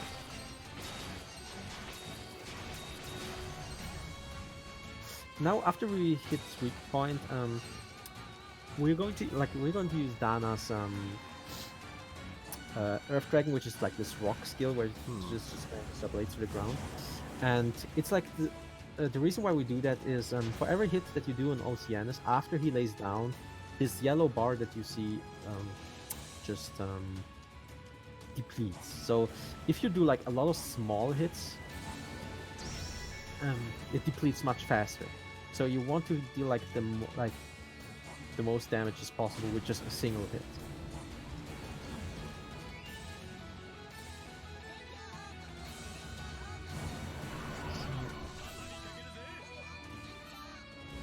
Another thing why you want to aim for his face instead of his tentacles is when that is like his weak spot. If you do that, then or like if you hit that, then the blue bar fills up much quicker. And yeah, this is also a timed battle, as you may have noticed, because your base will still get attacked for some reason. So you would still have to do it fast. Sorry, okay. This whole run has been really bad RNG. I don't understand this. Yeah. Okay, that's really rare that he does this sucker attack. Like I think in the runs that I did, I've never seen this attack actually. And like him doing it twice is like, yeah. Okay. So you can usually 4-cycle this boss, but Cactoos is going for a 3-cycle. Where at the end he is going to use the extra skill. The thing I did wrong there was I didn't have Dragon Spirit up, which is the buff that depletes your SP, but you deal more damage. Okay, another thing that you may have noticed is whenever Oceanus ties screams, you want to be in the air, so you can just roll. You can just continue rolling after that. If you would be on the floor and he does scream, then like it wastes like 10 seconds, where you're just lying on the floor and you can't do anything to stand up faster. And yeah, that's Oceanus. That is supposed to be end boss of this game, because yeah, we killed the giant squid. We killed the thing that was needed to escape the island. Now we can escape the island. Yeah. Okay. Now here's the thing. Yeah. What's happening with Dana? Now Dana is like alone on the island, and nobody of her tribe survived, or like is there. They didn't survive, by the way, but yeah, you will quickly figure out why. So we're entering another past Dana section where we get another transformation called Luminous Dana. Luminous Dana is the fastest one with the movement, also one of the ones that deals like the most damage. Best Dana form, yup. Best Dana form, yep. No debate. The problem with Luminous Dana is whenever she tries to attack, like the SP doesn't get charged up quite fast. Also, yeah, Luminous Dana is also immune to status elements, because normally whenever this goat creature tries to like this screams and like pushes out through like cold air, and your character usually freezes. So we have to switch to Luminous whenever he does that. So and that fight is not about like surviving the attacks, it's more about micromanaging your SP bar, that you can stay in the Luminous Dana form as much as you can by using like her skills as well. So that's why Cactoos sometimes switches to like regular Dana to fill up the SP, because regular Dana still attacks quite fast, and she also fills up the SP bar quite nicely.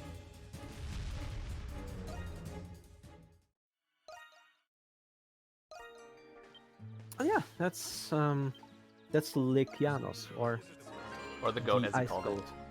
Yeah. Okay, so now it's actually the ice goat, yeah, but now we're trying to follow where Dana went. But before that, we just got one of the more better item or gears in the game, which is the Gale Feather. With the Gale Feather, it increases your movement speed, so that increases how fast you can move around with the roll. So more, more faster rolling in between bites. But then the most important part is the attack speed that you get, the hidden attack speed that you get from this gear. So it allows skills to cast insanely fast. There are notable exceptions to attacks that are not affected by Gale Feather. One of like Dana's last attacks that she learns is like it would be like the best skill like in the entire game by far, but since it's not affected by the attack speed increase of the Gale Feathers, we usually use the 4D SP skill that we usually use to beat these bosses. Yeah, so just spinning 24/7, and sometimes Earth Dragon for some encounters. Okay, now we just reached like the point where after like the meteor struck on the palace and the giant hole just got created. Oh, sorry, the big hole got created. We're trying to enter a place called the Valley of Kings.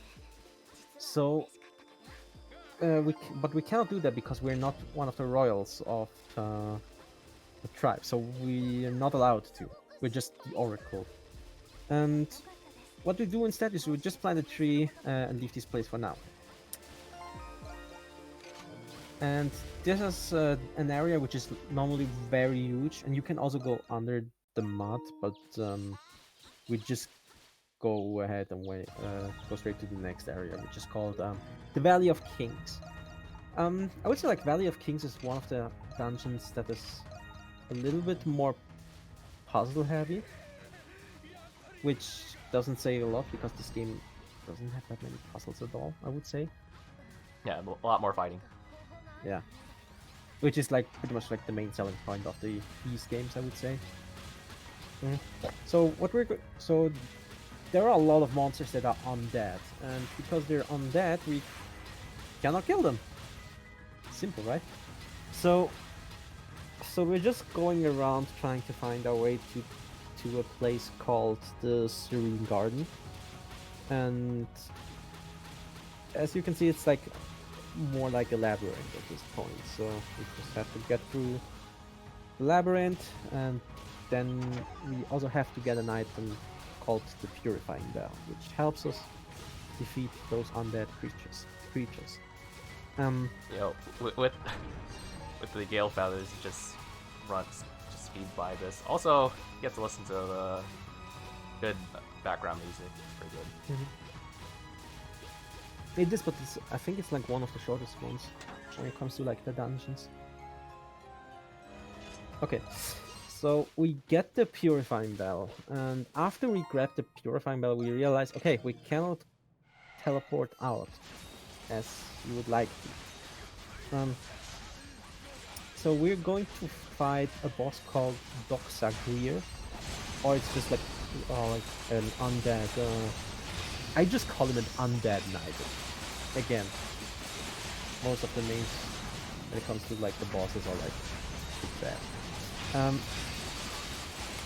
I would say like before we found before like the savageness got implemented into the Glitchless run, and that was a very long and boring fight because we don't deal a lot of damage to it, and it's very tanky, and there's like no fast way that you can do this fight. So yeah, if you kind of notice that Dana is attacking a lot faster than you normally would, and that's because of the Gale Feathers. It's really good item to have. Oh yeah, if you didn't equip the Purifying Bell, he would just heal up and you have to fight him again. So it's really important that you equip it at this point. Okay, now to continue into the dungeon, we have to fight those little undead warriors.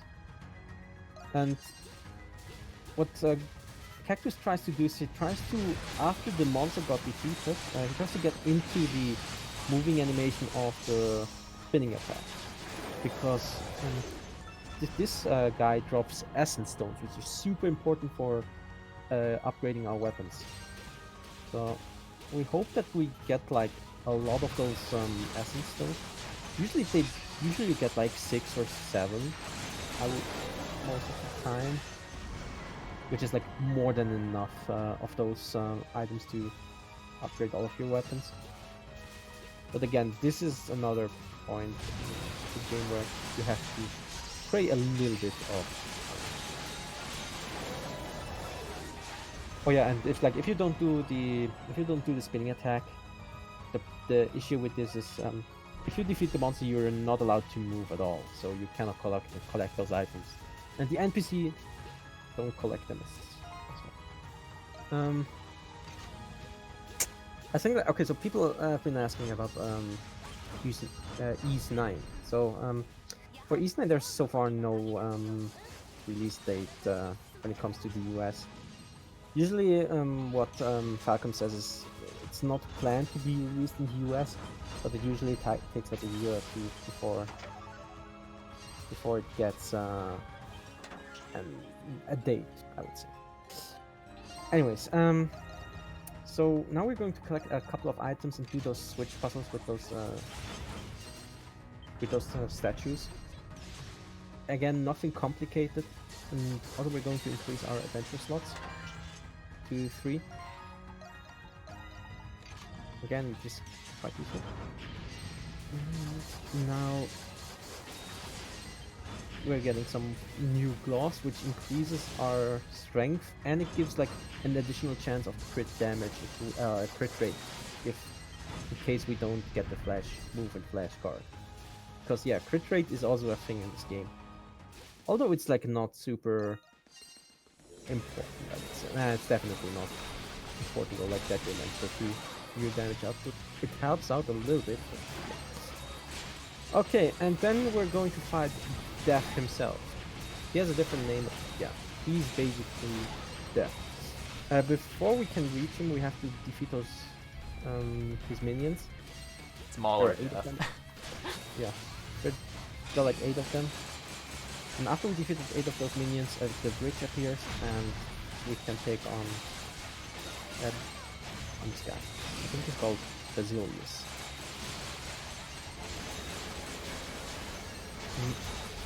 Basilius is like very slow when it comes to the attacks, but like his attacks in general are very devastating, so you don't want to get hit at all.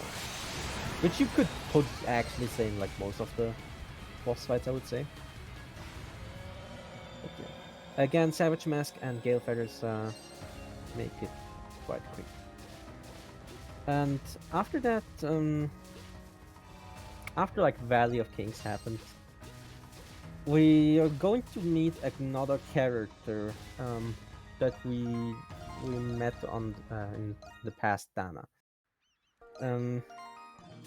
And she says the thing what is happening with like the reason why this giant tree where Dana was sleeping exists is to just evaporate like all of the world, and that happened with like 4 races so far. I will get to them when we get into the final dungeon, which should be relatively soonish. Like you have to do some you have to do an interception, then you have to do another fight where we actually have to use Adol. This is like the only fight where Adol where you have to use is Adol. actually used, yeah. Outside that tentacle fight way in the start of the run. Yep. So that's why we have to upgrade Adol's weapons as well to save time. And that's where the Essence Stone come handy. The more Essence Stones you have, the more you can upgrade Adol's weapon. Okay.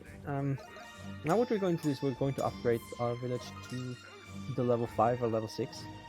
Level 5 is like Let's pick level 6. Enough, but level 6 is much safer.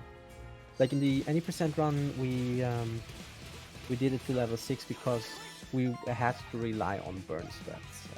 We were severely under level. But in Glitchless, we're on an adequate level, so yeah. So again, so now we're going to switch up between Dana and Ricotta for this interception, because like in certain cases it is just faster to kill those mobs with Dana instead. For example, those bees. If people that are aware of like the memories of the speedrun. Yeah, no, not the bees. Okay, so a specific thing about those dinosaurs is this giant flying dinosaur that you can see. That one is like the most annoying one in the entire interception because he just flies around and sometimes he just decides to attack the. Or sometimes he roars at you, just like what he did earlier. He almost made me miss a whole cycle of that little turret thing. Also, they have a lot of HP, so that's why you use burn threats again to defeat them as quickly as possible. Yeah, you for this interception, the two mobs that you want to use burn strats on is the amphibious dino at second wave and the pterodactyls. Please play the game so the picture is not keeping up with. That's a problem. Like again, like this like the run itself, if like anything that you do, it's like you cannot really explain it fast enough because some of the things just happen way too fast. And especially like if you want to explain the story in the meantime as well, that's something that I figured out while practicing. It gets kind of difficult to keep track of both of those things as well. So like most of the skips, they have like a longer in-depth explanation, but like when you do the explanation, as you may have noticed, like already some story elements came up.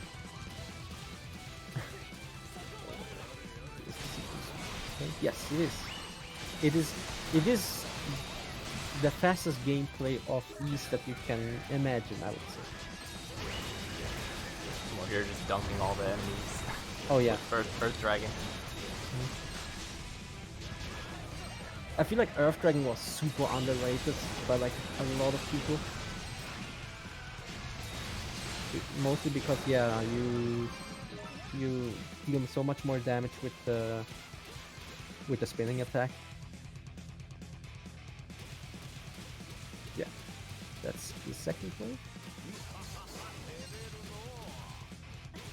Also, yeah, the reason why, again, the PC version it has like it should have only 60 FPS, but like you can turn off VSync and then it goes up to like 120, 140 even.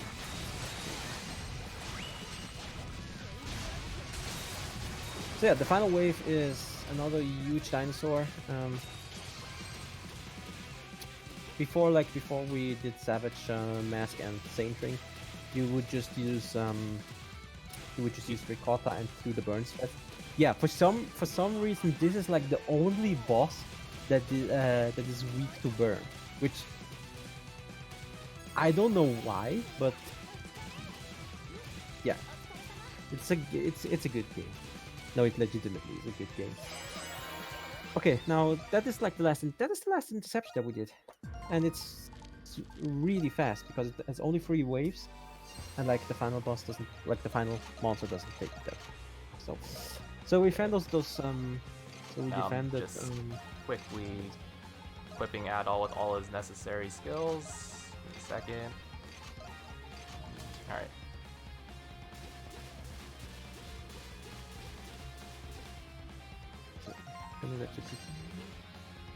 Sorry, I had to. Yes, 4 times 4 force edge. Yeah. I had to equip all the necessary stuff. Yeah. So you're wondering why do you equip 4 force edge? I think there is no point in it. It's just there. It's just there. Okay. It's what you do on your first playthrough, right? You just use force edge for most of the battles. Technically, but I don't think I really used Adol at all. Like after getting Dana, I just kept playing Dana. Anyways, so so what happened? So those dinosaurs are like advanced forms of the previous we fought before. Also, there are some new ones that we haven't found that we haven't fought yet.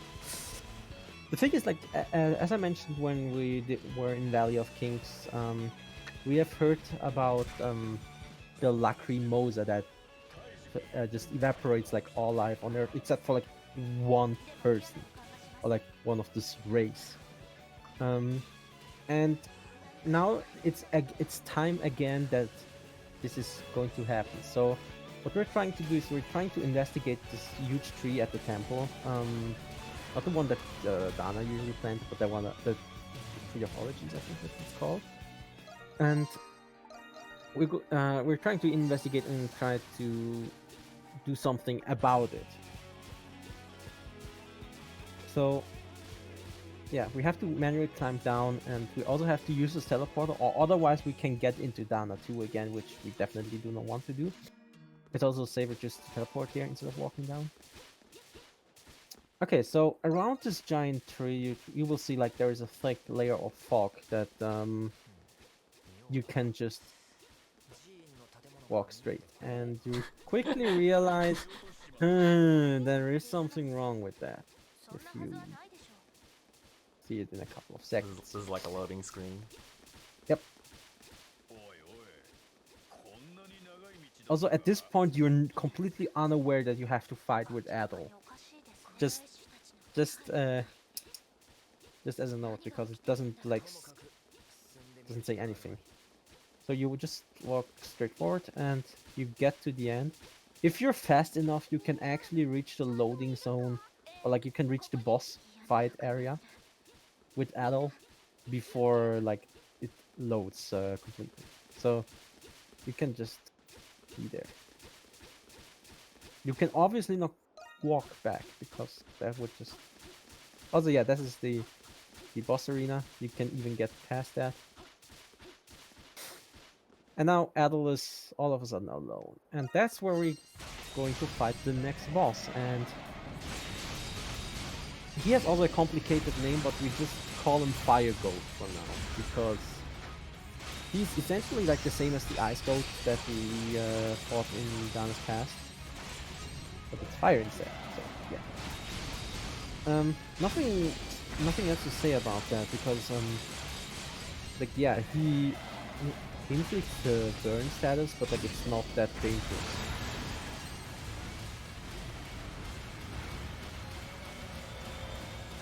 Adol defeats a boss, yay! He's not that useful, or it's not that useless. That's the word, not. Mm-hmm. Okay, so what were we going to do instead? Okay, after we defeat the boss, we walk back, and that's going to be the last Dana section. That's pretty much when everyone is going into a less amusing position. That's pretty much like where the game goes completely crazy. So like everyone is just trying to survive. Everyone blames Dana, that it was her fault that these bad things happened. And now what Dana is just trying to do is she's trying to find out how can we do something against the Lacrimosa. So what we're going to do is we're going to climb down to the Valley of Kings as Luminous Dana, of course, because Luminous Dana is the fastest. Also best Dana form. Yep, no debate. Blue Dana is okay-ish, or regular Dana, and Gratica Dana is like, I have no nothing that I could say good about her, except she's like useful for like 2 fights. Okay, so here's the thing that you're going to do. You're going to farm those Dragon Crest stones, and you need 2 of them, right? I just need 2. Yeah. Oh my. This whole run has been really bad RNG. I had to reset twice. Usually you never have to reset on that, because that rock for some reason has the highest chance out of a lot of other Dragon Crest rocks in this game to drop a lot of Dragon Crest, and it didn't drop it enough like 2 times in a row. Yeah.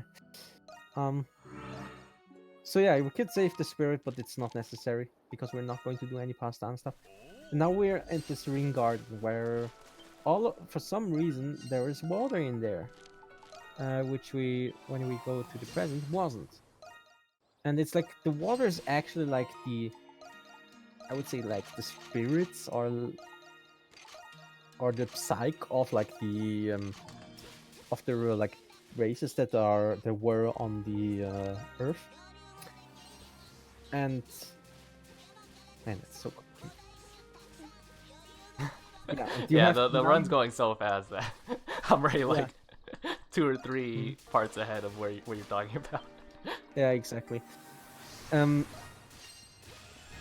yeah, so those water that you saw flow down is essentially just psyches of like the different races, and you have only seen one, which is like the humans in that case.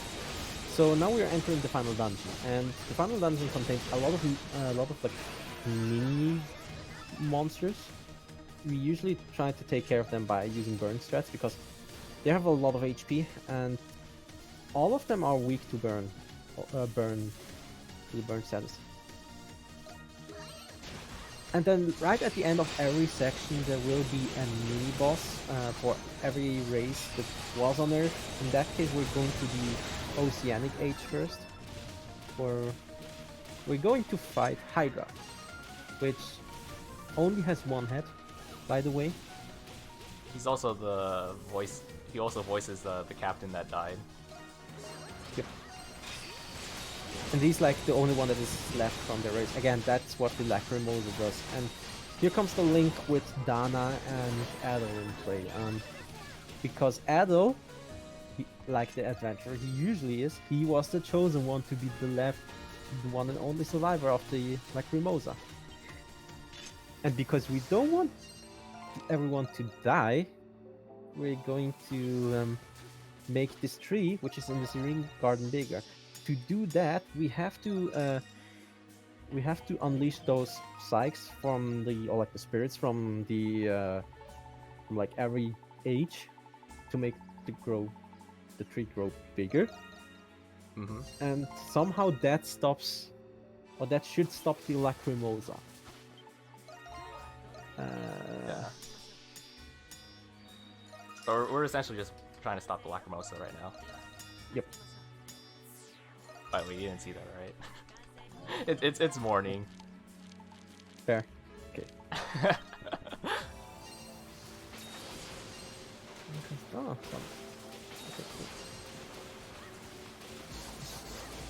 And yeah, at this point in time, we're just trying to finish like all the weapons. Or like trying to finish like the maximum weapon upgrade for Dana. And yeah, so okay. So this is Hydra. Hydra is probably like one of the I would say like one of the more difficult parts of the of this dungeon, because like all of his attacks do like 600 to 700 damage if you get hit by it and you're not into an attack.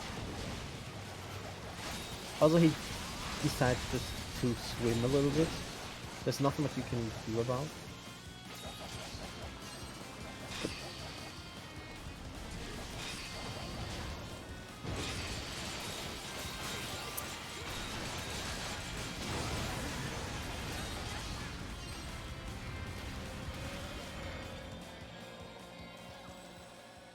Now we got Water Burst, but then again, like Water Burst is like was like the best skill, but with Gale Feathers. Okay, he's the spinning attack. Yeah, that was a kind of good fight. He didn't. At least he didn't like go to the side to do a little hydro pump. That's the worst one.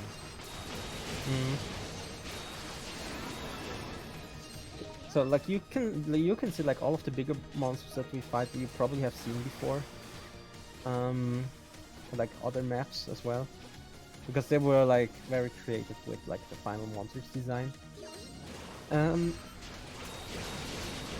Like some of like the mini bosses, I would say, they can also they can just stomp onto you, and if you like get hit by it, you will just be on the floor for like another 10 seconds, or in that case an eternity. And so in some cases you don't want to like fight them head on, so you just want to wait until they did their attacks before you engage combat.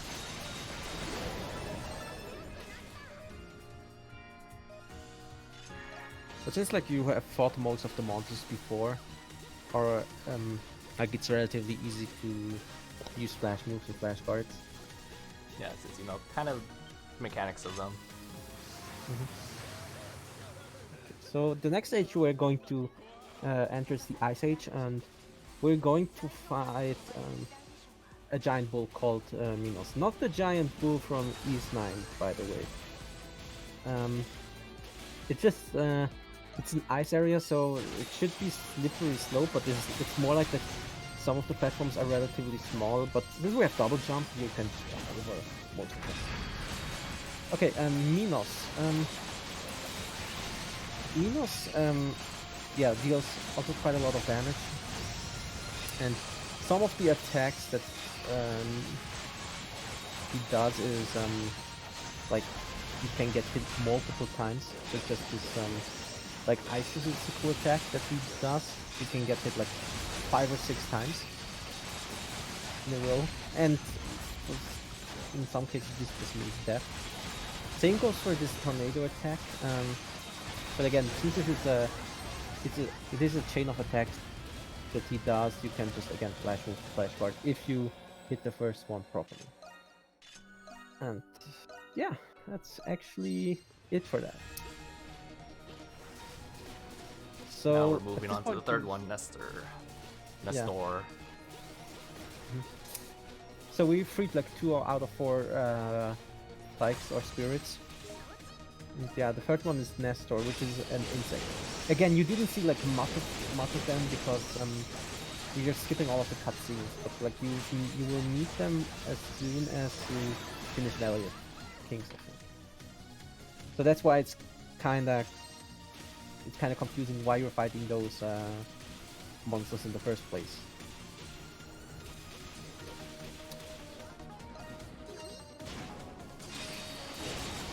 And yeah, like every mini boss has like, or like every area has its distinctive theme. In that case, it's the insector age or insectoid age, where there's like a lot of trees. Yeah, a lot of trees, a lot of insects. Nothing more to explain here. I will not say anything about the fourth until we get there, because oh boy, the last zone is just brings up a lot of questions, in my opinion.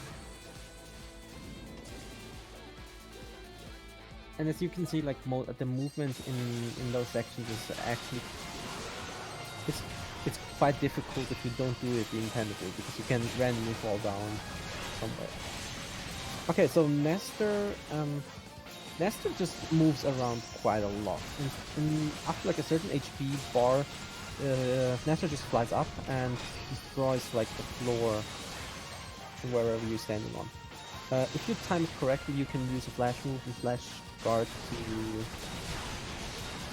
to like avoid it and then deal like a lot of damage. If you get hit, sometimes you will just fall down. But again, like falling down in easy difficulty is like not that problematic.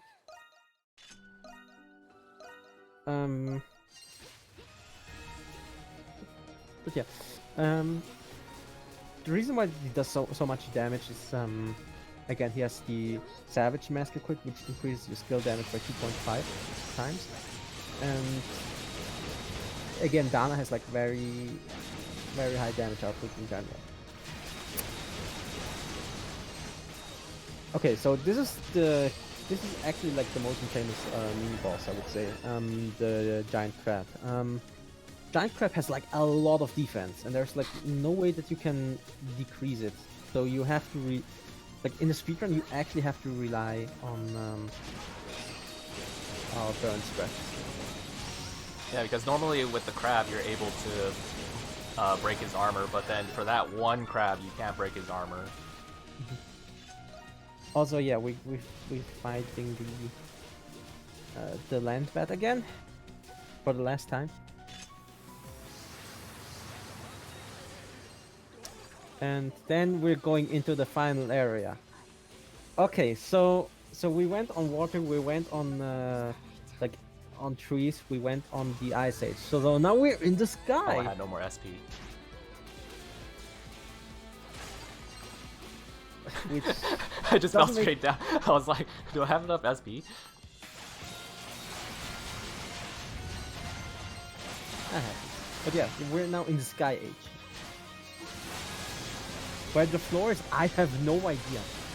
So this is Ura. Ura is like the only boss that has 3 HP bars instead of 2 or 1. I don't know. She has more HP than like any other boss. She's supposed to be like the final boss of this dungeon. And yeah, all of her attacks are they're like not that hard to avoid, but they're you would have to practice it or do it appropriately. Also, as you can see, because Aura tends to go out of the arena, you sometimes have to jump attack and then go back onto the platform without falling down. Because again, falling down slows it down a little bit, but it's like not super important. Now that we freed all of those spirits, the tree is now big, and Adol gets his final weapon, and it's the best weapon that he can get. So also, I crafted the best food in the game. You could have crafted this at the very beginning. I just chose to craft it right at the end. Mm-hmm. So that fish that we caught from the very beginning, the one time when we had to fish, that's the key weapon to beat the last boss here. Or like as fast as possible. Yeah, as fast as possible. No, we're not gonna slap him with like the fish or something. It helps a lot though. I wish we could do that. But then again, like when we talk like about weapons, Sahad at one point had a giant broken anchor. So yeah. So a fish wouldn't be like that bad of a weapon, I would say. So yeah, this is the final boss, Theos the Androgram. He has, of course, as most final bosses, just multiple phases. In the first phase, you have to destroy those tentacle thingies, and there are like 6 of them. And usually, like, they're not that difficult. At least in Glitchless, it's like they're like very easy to deal with. Same goes for the second phase after the tank tentacles, where he will spawn a couple of crystals that you have to destroy. And like and in the middle there's a purple crystal, and you can only get access to it after you destroy the 4 little ones. And because like we're super strong, it doesn't take that much time to destroy them.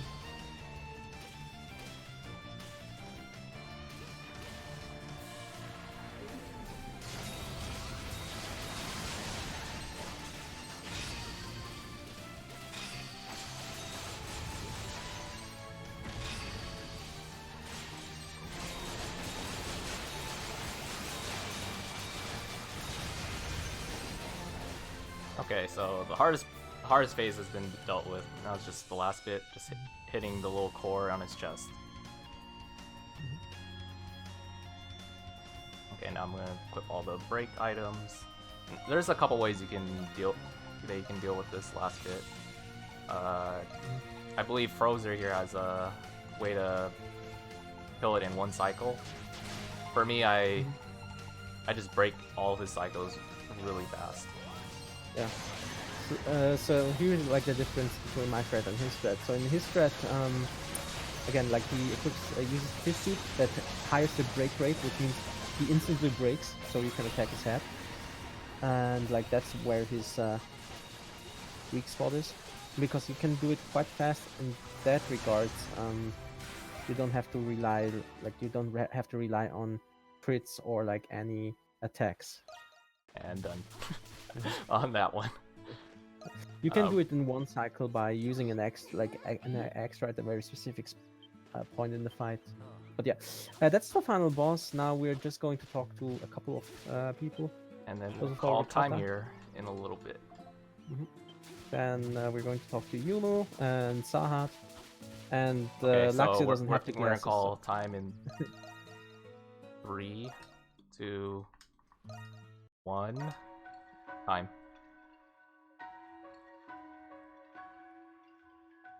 So that was Ease 8, Lacrimosa of Dana on easy glitchless. What else can you say about this, Frozer?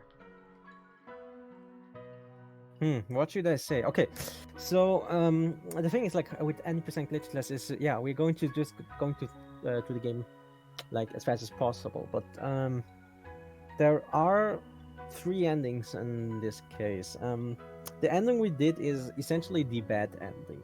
What it changes, what it actually changes is at the end, what happens after you visit this tree, like where the giant tree was. So if you go there when you don't have like a lot of reputation, so you didn't do any quests, you didn't explore the map, etc., etc., you get the bad ending, and when you get there, nothing happens. Literally nothing happens. You just go back and then... Yeah, you guys just go back on the boat, and then nothing ever happened. Yeah. So everything that you did was for nothing. Okay. With the... I would say like the good ending and like the true ending, I won't spoil, but you essentially have to do quests to get like the other 2 endings. Because we skip all of them, we just get the bad one. But again, like, if you get the good or the bad ending time-wise, it doesn't make a difference. Only the true ending, that one does. Right. Yeah. For the run was run was okay. This was actually my first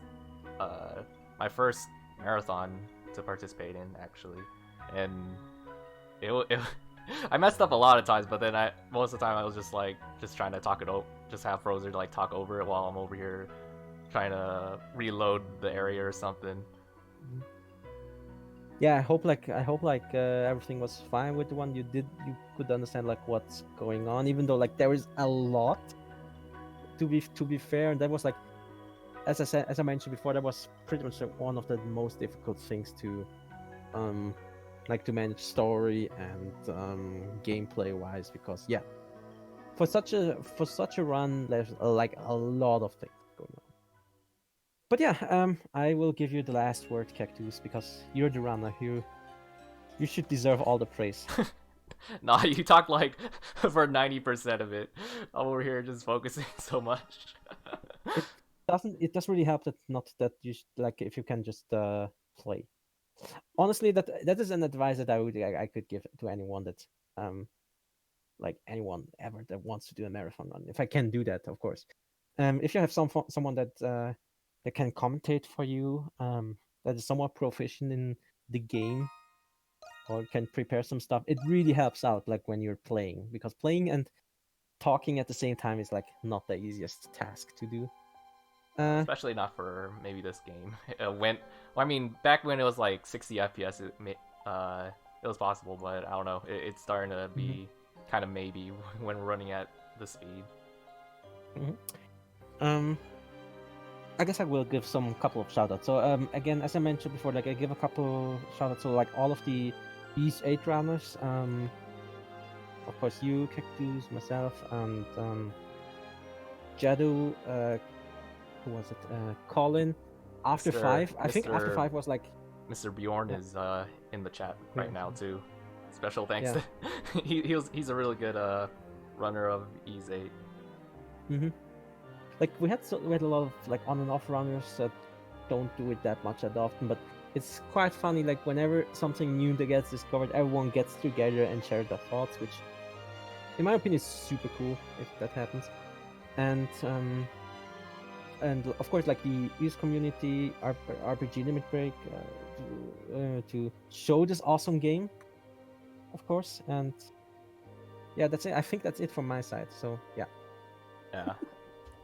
We're really hoping for Ease 9 to come to the Western whenever that is. Hopefully, it's a good port too. Not not Yeah, referencing back to what happened to Ease 8 on PC. Well, yeah. Well, I guess I can mention one last thing. So, we did play it on PC. There is a PS4 run. There's a Switch one that you can do. Yeah. As I hope for like the new game, I already played it on PS4, so I hope that certain things will get fixed, especially for the PC release. Which was kind of bad for. Yeah, it depends on PC to PC. Like mine was pretty lucky. It rarely crashed. But then like other people who wanted to run the game, they just couldn't run it. It just crashes every 5 minutes or so. It's really unfortunate that this happened for the PC port. Okay. Yeah, I think we can just continue to the next round, right? Oh yeah.